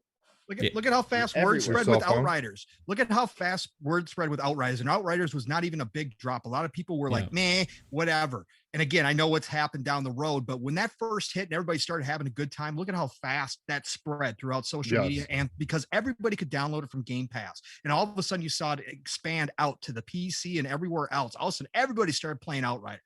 There was one point where I think 75% of my friends list was playing Outriders, right, on a daily basis. Just think about that, and then take a game like Halo. If Halo hits in any way, shape, or form, and people are enjoying it, that is going to spread like wildfire. Because like you just said, it's in Game Pass. Everybody can go, hey, you got to download Halo right now. We got to jump in. We got to do this. And that's what's exactly going to happen, even for the people that are on the sidelines going, I don't know about this. It's going to happen. And the gamers are going to squash any of that narrative that is feeding from the other side that's saying boo, boo. And then, but here we are. Everyone's playing. Everyone's engaged. Everyone's enjoying it. Even if it's not a true masterpiece, if it's fun and you're having fun with your friends, that is what matters. We're gamers. We like to play games. And if we're having fun with the people we're playing with, let's fucking do it. And it's no longer, hey man, you gotta get $60 together or $70 together and gotta go buy this. It's no longer that. No. It's like, hey, just go download this right now. Exactly. That's all it is. Can I say something real quick? No. No, seriously. Between Pong's like slicked back hair and his like perfectly trimmed facial hair, like I feel like I look like a wolf man right now. What the hell are you talking about? No, you look like you're Calm pulling down. the movie Calm down. Goodfellas, bro. Seriously. So Goodfellas, right? I feel like you're about to come like Yeah, no, you're about to come like tax. I've me had or a boner something. for like an hour. Oh my god. What the hell's going on? We were just talking about Halo. Who the fuck said that? Oh, yes. So we got a super chat from Lord Roughness. Thank you, sir, with the £5. I think especially with Halo Infinite, I'm gonna download the game and shut off social media the first few days. Not one hater will spoil it for me. Well, me too. Great fucking idea. Yeah. Hey, guess what? Also free to play. Like, even if you just play the multiplayer, you don't even have to have Game Pass. You know what? You don't even have to have Xbox Live Gold. Play, man. The multiplayer is. Man. You're paying dollars. No, they're getting rid of that. No. They got rid of it. That's now official. You got rid of it. Elaborate. Xbox Live. Elaborating. What's gonna happen is you can play multiplayer. Yeah. Free to play games are now no matter what. are now no longer paywalled behind Xbox Live Gold. Free-to-play games are now free-to-play, and Halo Infinite is going to be free-to-play multiplayer. Right now, I thought you were trying to fight us. No. It was like, Husk, can you Let me put Husk in his place. Husk, it's free-to-play. It's fucking free-to-play. Oh, you need to calm down, yo. I'm sorry. This fucking toxic fucking motherfuckers out there. I'm just kidding. No. All right. There's some, and by the way, there's some gray wizards out there that are fucking assholes. Just saying. Internet's a fucking shit place, you know. Yeah. Fucking As an social media. off-brown goth girl, I internet just want to connection is say, Off-brand goth girl. the internet's a fucked up place.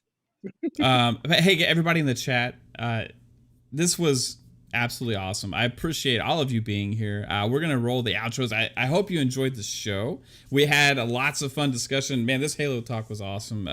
We had some fun discussions back and forth on some of this, and also I all the planned other on stuff. giving Mab shit tonight. I planned on calling you out about a comment you made on Game Beyond the Box the other night. Hey, I'm back. I made a comment on Gaming Beyond the Box. You What I did. You say? did. You made a comment, and in a way, it irked me. Oh, Like, the in review a no. way, it irked me when you said reviews were Meaningless. Yeah, Yeah. that's They were another becoming thing. There a was meaningless no thing. Okay. It was was a tonal. Well, let me tell you. thing that I was like, what do you mean it's a meaningless thing? This is something that I'm hoping to like go into, and I'm just like, oh, Mav just said that. Cloud. Reviews are Not becoming now. meaningless. What I mean by that. Let me clarify. I wanted to talk to you face to face here on Okay. this chat specifically. 'Cause I didn't All right. want So to let do me it. get If a you seat. didn't ask him, I was going to. Cool. So let me clarify where I'm coming from. Not that reviews aren't still valuable and good also for research and also entertainment to be able to go and watch and learn things and also make maybe decisions on what you want. But what I meant is they're becoming more meaningless in certain ways because especially on Xbox, the weight of the decision is becoming less because when you are going to make a decision to buy a game, whereas beforehand you had, let's say you have like $120, okay? You can buy 2 games in the next 3 months. That's your extra money. And you don't know what it is. You make like look into these reviews and stuff and you have to make a decision, okay? Reviews at that point had a lot more value also to buyers, right? And whereas now with Game Pass and some of the other avenues to play a lot of these games now, you can try the game yourself without having to rely purely on other people's thoughts and decisions. And the other side of this is also with online streaming and games where you can actually sit there and watch somebody play a game when it comes out, right? To see if you think this is for you. Spoilers to worry about. You do have spoilers to work. You do have spoilers. There's not like a perfect, but it's not necessarily meaningless entirely. What I'm saying is that they aren't as valuable as far as purchasing decisions as they used to be because of the other avenues to access the content without having to make that $60-$70 decision, right? So that's where I was coming from. Decision's a lot easier to make. At $15 a month, you've said, you can try. He uses it to gauge. Or That's 10, pretty much sorry. what I use it for too. Because like someone saying a game is like a 4, therefore you shouldn't buy it. I might enjoy that game. So yeah, and that's why you read the review and you see like what they have to say about it. Like, oh, that they're like, oh, I didn't like this, and this. I'm and coming like, from the standpoint of Metacritic, not necessarily individual articles, lady. Right, I'm talking about it. Yeah, I think that it's something you should clarify because I think that maybe a few reviewers in our community got a little. Yeah, so you did. They weren't very happy about it. And I tried to say is this, there was no, you can't put tone behind text, and you can't. I mean, if you would have clarified, it would have taken you a paragraph and a half. And forever. See that either. So I don't see reviews dying. Like that's not something. No, they're never gonna die. Like reviewing a game and a reviewer being an article. Like I don't see it being a dying thing. That's not. You're not going to need a review to play a game that you have already with Game Pass. Something like that, a service. You know what I mean? Like it's not holding as games much are more weight when going that way When- too, right? Yeah. So- I would say Yeah. like Metacritic, where they're just spamming like zeros and stuff, Mm. is pretty meaningless. If that's what you're I talking think about. that's the meaningless. articles that- Well, we were themselves. talking about the whole reviewers like Now- needing to finish games or not finish games, and that's where I- the topic indie came up. games are a whole different topic. Like as much as Idea, Xbox, and all that shit does, they're like there are so many that you don't see. So know when what I mean? And, that's because like- of that, because of that conversation, when y'all were talking about does the reviewer need to finish the game or not finish the game, right? Somebody can like get a review or whatever. If a reviewer hasn't finished like a story based game, then I don't trust that review because it's a story based See, game. But if it's like a same sports point I game or something like that, then they don't necessarily. I mean, Yeah, there's if no it's way a to finish racing it. You know what I game mean? But Yeah, no, absolutely. That was the comment. That was what I was trying to push on that show. Right. I was like, there's certain genres that you can't say that you need to finish the game. Like because there's no Stardew, to finishing finish it. Stardew, it takes like 2 months, maybe in real time. If you're not going to sit there and like fucking no life you. But on, what like, so your fucking what I mean console. is going to Metacritic and seeing these people that have all these different review scores from all these different sites, right? And they have like some of them finished the game, some of them haven't finished the game, whatever. And that the weight of that score actually having an impact on having any kind of meaning is a lot less than it used to. Yeah, Where that's definitely meaningless. See, I and wouldn't that's say where- things like that's where I'm going. Independent reviewers come in and Yeah. their Windows opinion. Gaming and That's Season my Gaming and these like people who like are coming in and they're reviewing these games before we get a chance. Like I feel like those It's are still 'cause it's very relevant. one So, let me give you an motherfucker example. behind that pen, and that's it, or Yes. behind that keyboard. One it's goddamn one person. person's There's no view. company, no corporation. It's Yep. one goddamn. They're independent dude. reviewers. Straight I up. agree. 100%. If That's- anybody that's thought where that it you were matters. insulting them, babe, then they don't know Yes. you and they can go fuck themselves. So, like my favorite reviews Sorry. are like Fonz did the fucking Ghost of Tsushima review. Oh, it's incredible. That's like one of my favorite reviews I've ever seen. Game Trailers, Brandon Jones used to do the reviews and the voiceovers on GameTrailers.com, and he's with Easy Allies now. And the other contributors to Game Trailers would write the reviews, and he would do the voiceover on the videos on GameTrailers.com back in the day when they were still a thing. Those were so amazing to watch. Those are my favorite reviews because you're getting to see the game. You're getting to hear somebody be informative and talk about it in an expressive way. I love video reviews. And then also they usually came along with an article that also talked a lot about the game. But a lot of reviews now are people like. It's not everybody. It's not everybody. It's if fans and people that are more independent and stuff are definitely not part of this. Those are amazing, right? It's bigger publications and sites that sometimes maybe don't have necessarily the right person playing the game. First off, because you can take somebody that doesn't like this kind of game whatsoever and then have them play the game for the review, and I see that all the time. And then they give And it a they shit think it's dog shit score instead. because they just don't like that kind of fucking game. Yeah. You're right. You know what I mean? Yeah. That happens, and that holds no value to me whatsoever from those publications, right? Where Like they're willy-nilly about who plays what and reviews it. it seems like it's like who fuck it, you go yeah, play it's it. like who doesn't have the most load right now, like who's able to do this, as opposed to who actually should. I mean, yeah, that's a whole other conversation, right? When you get someone who hates RPGs, review RPG. RPGs, that's stupid. That's a whole no. Yeah. And it's a thing, isn't it, where you might give a film nah, it's all right, but I don't like it, where I think it's awesome. Is Yeah. it not the Yeah. same thing? No, yeah, Yeah. that's exactly. Oh, it's I think a good reviewer Unless tries you're to. you hate that kind of film and they make you watch it and review it, then you're fucked because you're going to give it a shit review because you Yeah. hate that genre. Exactly. But I think a reviewer, a good one, tries to take that into consideration and try their You best. can't. I mean, I know No, it's you hard, can't. right? You're like It's a human. impossible. There's Three not tries. a You know single it is. person. You're always It's- going to be slightly biased no matter what. Yeah. Everyone's going to be It's an biased, but, human thing. but I get what you're saying. Yeah. Yeah.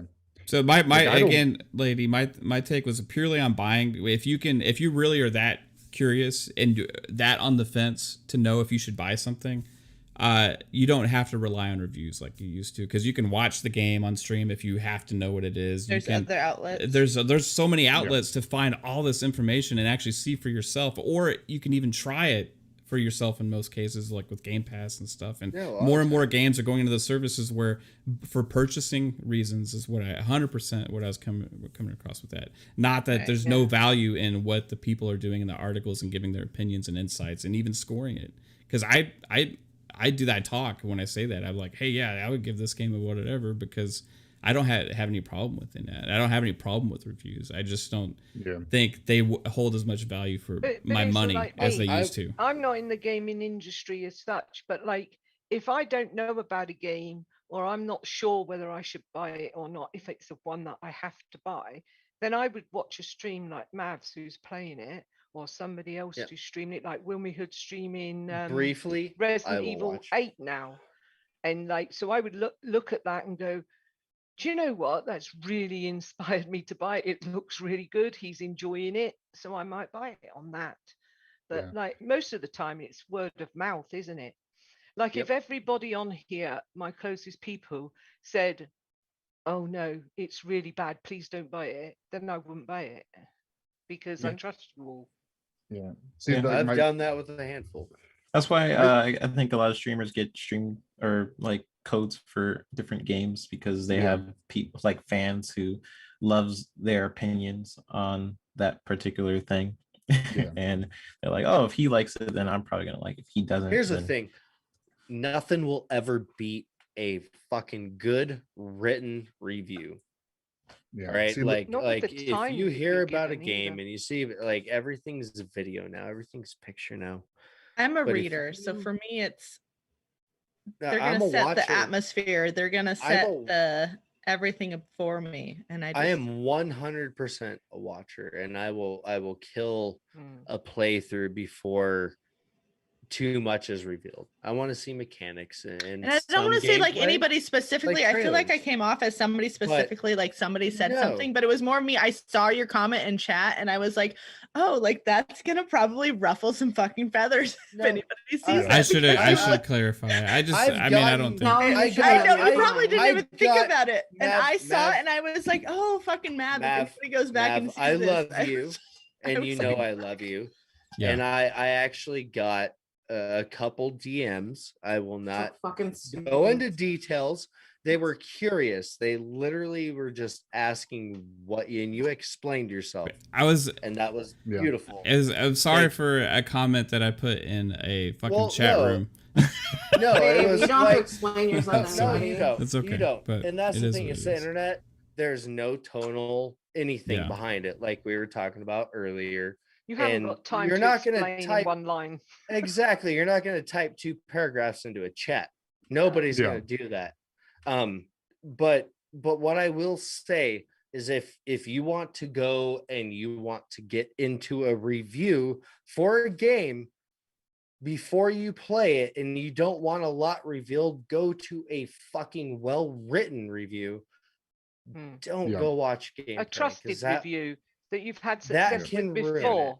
That can kill it right out of the gate. At least with reading, like you can be reading words and throwing images in your head and cut it off. You know what I mean? Like you can be like, all right, I've read enough. I know this, or they even section it into mechanics, narrative, blah, blah, blah. You know what I mean? There's a lot more work that goes into a well-written review than there is even I heard somebody the other day it's say also about preference. Buying a car, exactly, and how you look at the reviews of buying a car and how it's all sectioned into the different parts, and that is exactly the same thing, but obviously not so in depth as reviewing like you say Stardew Valley or something like that. That's like a massive story and goes on forever, and then reviewers aren't even given the time to review it on a proper basis. If they were said, give it to me a month beforehand and I'll do what I can and get through the game, fair enough. But I don't like these reviewers that have, well, I haven't completed the game, but as far as I'm concerned, it's shit. Yeah, they Yeah, gave well, me they as gave long me as the they game say- 6 hours ago, and it's a 20-hour game. Like, what the fuck? I are you think as supposed to do long with as that? they Yeah. say like this, hey, I haven't beaten the game, or like I've completed X amount of hours, I Initial think it's fine. impressions. Initial if they impression say review. that, but like we all know as gamers, certain games are going to take you, like some people say, oh, this game is like 10 to 20 hours.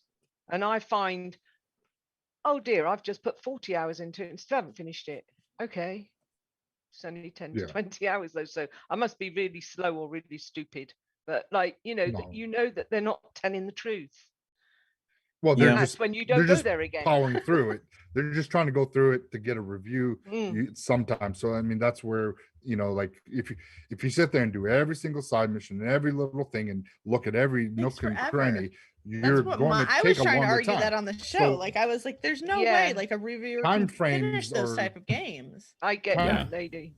Time frames, It's a racing game or a game with no story. Yeah, of course you can review that in an hour or two, but you can review something like Starview or Assassin's Creed in a couple of hours. It just doesn't work. No, you just kind of do like your initial impressions. You do like this is the game, this is how it's plays, this is what's good about it and stuff like that, and then give me fucking 100 hours and I'll come back to you and let you know exactly how It's good like the game if is. you can say, well, the graphics are good or the graphics are bad, there's no pop in, it's running really nicely at an average 60 or whatever it is, and you can say that stuff because you can say, well, I haven't finished it, but I've put this amount of time into it and these are my opinions. That's completely different to an awful lot of what the reviewers actually say. Notice how like in Cyberpunk, when it first was getting reviewed, it had like perfect scores. And then like a couple days. Well, the same with Returnal. It's right now. Yeah. It's happening right now. Returnal. People, they were getting amazing reviews, and then everybody got it, and they're like, "Wait, whoa, I'm getting what bugs, version like, did you have?" Because I just lost like all of my progress. Like, Game breaking bugs, Yes. all the shit that comes along with the new game. Yeah. And you always need to like. I agree with the fact that the game at the end of a game can completely turn your opinion on a game also. Oh yeah. Which the is last 20 very minutes important. could happened with me in just like Bioshock a movie. Infinite. Yeah, absolutely. Yeah. The thing with me with reviews, like I don't sit there and like see what kind of score it got. I go, if I want to know something about a game, I look at a review and see what their input is, see what what they talk about, the mechanics, how it plays, and see what they truly feel about the game. If a lot of people are just like sitting there and, oh, look, it got an 80 or it got a 90, so it must be the best game. Well, fucking numbers, dude. Don't do to me numbers that at all. I don't for me with reviews, like I don't listen to the numbers. I just look at what whoever's writing the review, what they're talking, how they're describing the game, and seeing if that's something I like. If it sounds like something I like, I'll try it out. But with Game Pass, that kind of doesn't. You're gonna like, well, I can just download it and I'm gonna try it out myself without and see how I like it. If I don't like it, I'll just uninstall it. Makes it a lot easier to decide. Exactly. Like one of them, I was in, I think it was Retro Renegades, I can't remember, and they were big in, or it might have been Indie Gamer, I can't remember, but they were bigging up this Carrion. And I thought, oh, well, the way they're talking about it must be awesome. So I downloaded Carrion and I started to play it and I hated it. It just wasn't my thing. I didn't like it. So this is how I think with most people. It's like I could love a game that everybody else that I know hates, but it doesn't mean to say it's a bad game. It's just they don't like it. They don't like not the their genre. style. It's not their Yeah, thing. not their style, not their thing. But other I don't push Stardew on everybody. I just talk about how much I love it, but I expect everybody here to be like, oh, same with me play and Zelda. Stardew. That Pong Star, he needs to keep his mouth shut. That's what I'm saying. Play Zelda properly, and then you'll find out how good it is.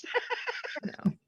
All right. I'm Sorry te- for I'm like teasing. breaking in there. I just wanted to like know because you said that and I was like, wow, like that's such Yeah, it's a- nowhere. I'm glad you brought it up because at least you're bringing it up and such a talking to me. powerful take. I'm I like, forgot that is about such that. a Yeah, powerful take you did to say it take, like in Matt. a room full And of I don't know if you reviews, saw my but, like, face like when you said that. I was like, oh my god, he just Well, I'll say this. I think it was words, But and I was like, "That's it's- words." Like I'm like, and I wanted to call it out. I Like I'm could like, hear he just you. worded that wrong. Like I know, Mav. I'm like, he worded that wrong. Like, I'll just say this. Thinking, old lady looks like she's gonna go off her top. If anybody We're wants to not. know what I meant by something, just DM me and ask me. Yeah. You Ask don't. him. You don't have to That's what I fucking asked him. DM Husk and Lady and say, "Hey, what did Mav say? What does he mean?" Dude, just fucking DM me Fucking high and, school. Yeah. and just Oh, say, fucking "Hey, Mav. what did you mean by that, dude?" And I'll say, I "Oh didn't yeah, get a I meant by DM. this." I just saw it. I Like- just saw it happen in chat. Like I just saw it Yeah. fucking happen, and it went down, and I was like, "Oh my goodness!" Like that. Oh, I didn't even So, notice like, the. I don't I even missed notice the this. chat. I think I just typed it and just wasn't even looking at the chat Yeah. anymore. I think everybody Yeah, just no, has, Because you like, didn't mean it in to any be- bad to be- way, Yeah. babe. taking Well, it a to be different way. clear, No. there was no like animosity in it. Right. It was just a literal question of wordings and tone and everything on like in a chat is fucking So impossible difficult. to pick Yeah, up you on, can't get okay? the I've context even- of someone. Nobody can. You didn't hear it You come out can't. of somebody's mouth. You can't No. pick Yeah. up on that shit. Yeah. I've even had exactly the same So thing it with was- family. it You're was very texting, you're thinking simple you're joking, and they stuff. took it It down wasn't- serious Yeah. because they can't tell. They can't tell you're joking, can But they?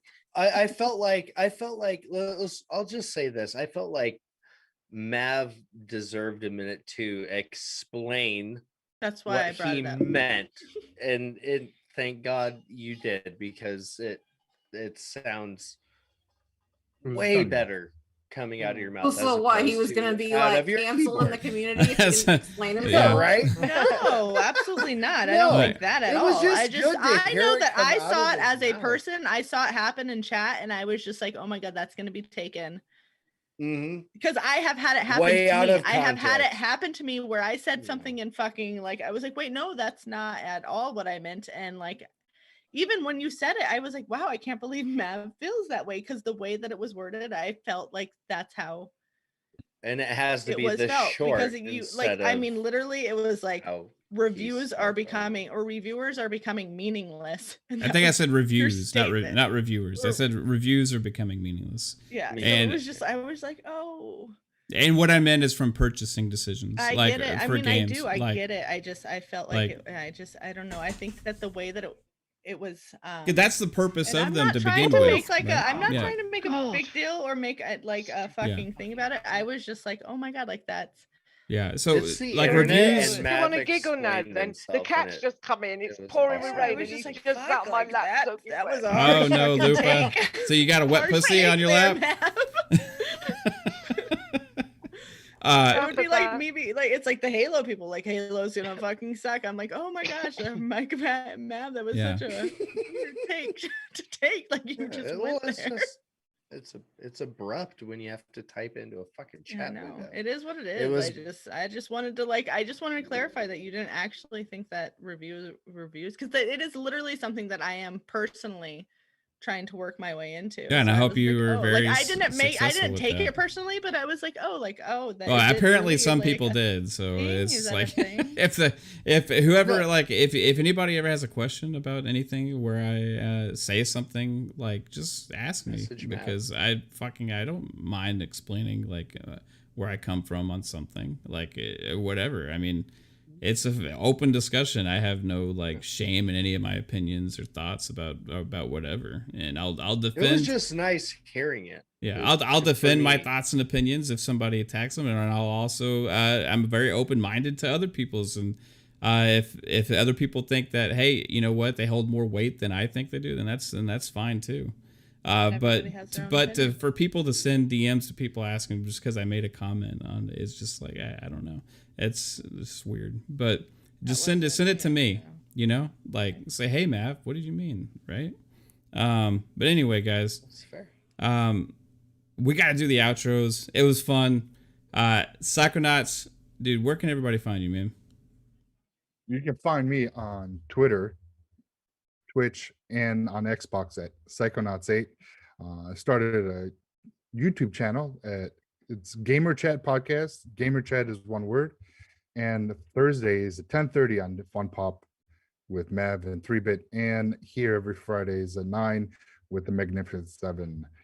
Yeah, it was a great show tonight. The energy was awesome, and chat was on fire. So thank you guys, and thank you guys on the panel. You guys I are couldn't keep my family. I love you guys. You rock, dude.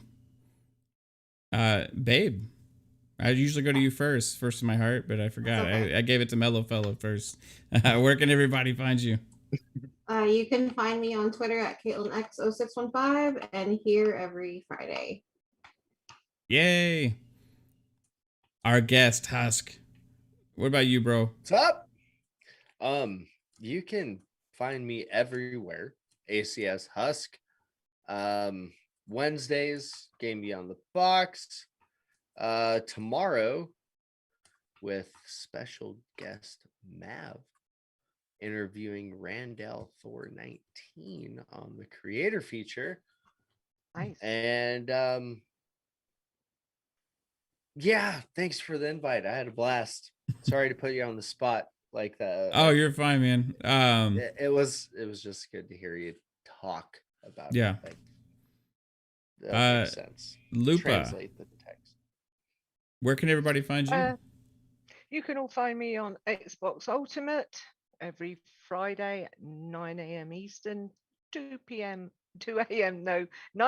Eastern, 2 a.m. UK time. And you can find me at Assassin Lupa on Twitter and Xbox, and I'll catch you all gaming peeps. And I think I'm on a couple of other podcasts soon.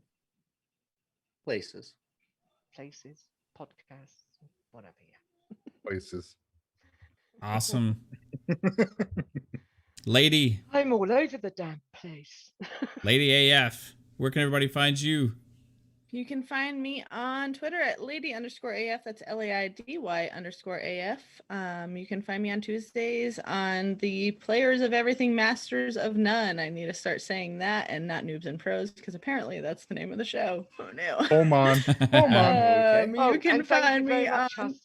Wednesdays on Gaming Beyond the Box, and then here every Friday with the Magnificent Seven doing this thing. So yes. stuff and things. Mm-hmm. Woohoo. Sorry, Husk. I meant to say thank you very much for coming on and being an awesome guest also. Yeah. Well, thanks for the invite, you guys. Are like Pong You're Soul. Part of the family too, Husk. Yeah, he is. If he wasn't on call most of the time, he'd probably be here a lot more. Pong, hey. Yes, sir. Where can everybody find you, bro? Hey. you. Man, what an amazing show, guys. My family puts together over 3 hours of Oh, conversation. jeez. Has it been over 3 hours? Holy shit. It went Yeah. long. I know Yeah. I have to 3 pee so hours. badly. Yes. This is just freaking fantastic. I love it. I We were love on all of fire, you bro. guys. Husk, thank you for joining us tonight, sir. Always a pleasure, brother. Always. But everybody was amazing tonight. Chat, you guys were on fire all night long. Absolutely love it. Gonna turn around and do this right again in the morning. So come see myself in Steel Rain on Living Split Screen. Please, it's going to be another blast. Episode 7 coming on up tomorrow morning, 10 a.m. Eastern, 9 o'clock Central in the morning, 3 p.m. for all of our European friends. Just stop on by, check us out, man. You like energy? That's Steel and I. So come on by. Otherwise, Tuesdays, you've got, or I should say tomorrow night too, the Shop Podcast with PTK Blam, Centurion, Fuzzy Belvedere, and Stay Gorilla. We had a great show last week with Josh Muncie from Xbox Marketing. I don't know who we got on this week, but check it out tomorrow night, 9 o'clock Eastern, 8 o'clock Central Time. We'll be wrapping up your Saturday night with a great quick show. So just check us out. That's the Shop Podcast. And then on Tuesday nights, or Tuesday afternoons, I should say, it is Xbox Factor Podcast with Mr. Boomstick and Zemi Games and myself. We never know who we're going to have on. Mav was on last week, I think it was, right, Mav? This week? Last week? Can't remember when it was. I don't remember. I don't remember anymore either. So Xbox Factor Podcast, 12 o'clock noon, 11 o'clock Central Time. Otherwise, Pong Soul everywhere. Thank you all again. And of course, love you all. Yeah, bro. And geez, 3-bet. You're back. Where can everybody find you, bro? You guys can find me on Twitter at the VGHD. My YouTube channel is the Video Games HD. I am on several shows like this one every Friday. I'm Just on, like this one. Just like this one. Fun Pop, I'm on Thursday at 10:30 p.m. Eastern, and on Xbox Factor with Mr. Boomstick, also on Thursday on 12 o'clock. Then I'm just going to call it Noobs and Pros. They could fight me later. I'm on that show. Okay. That is, what is that, Wednesday? Tuesdays. Tuesday. Tuesdays Yeah, and that 9. day. Gosh, you're getting your name, Close. you're getting your days mixed up there. 12. Lots of dates. But that's where you guys can find me. Awesome, man. Did I get everybody? It's so hard to fucking remember now. Lupa. Just Lupa. like you, I'm sorry, Matt. Lupa. Oh shit. Lupa, Yeah, where can well, I've everybody done find you? mine. You already No, did yeah, Lupa. Lupa, You did? Yeah, Lupa did. Okay. Oh, Lupa did. okay. Sorry. Just Let you, me- Mav. Okay. Yeah, man. All right. Where do you think you find you at? Right here on Fun Speculation YouTube channel, where you can see Xbox Ultimate Podcast every Friday night at 9 p.m. Eastern. Also Thursday nights, we got Fun Pop Podcast at 10:30 p.m. Eastern Standard Time. I hope you enjoy it. It's Marvel, DC, TV shows, movies, and more. We love to talk about all that shit. We had trivia last night. It was a blast. I hope you join in and tune in. You can also check out this podcast and also the other podcasts on Spotify, Apple Podcasts, Google Podcasts, and more. Please, guys, check it out. 4GQ TV on Thursdays at 6:30 p.m. Eastern on Italian Clowns' channel. 4GQ TV with Midway Monster, Mama Rocks, PK, and the gang. We have a blast. Check it all out, guys. I hope you had a great time. I hope you enjoyed the show. Chat, you fucking rock. You're amazing, guys. I love you all. Hey. That was good. Wow. That's Take all it gaming, easy. guys. Now I only right, need, guys. I need an invite to all Fun Pop. right, you Later guys, on. take it easy. Chat later. Have a great one. Bye, guys.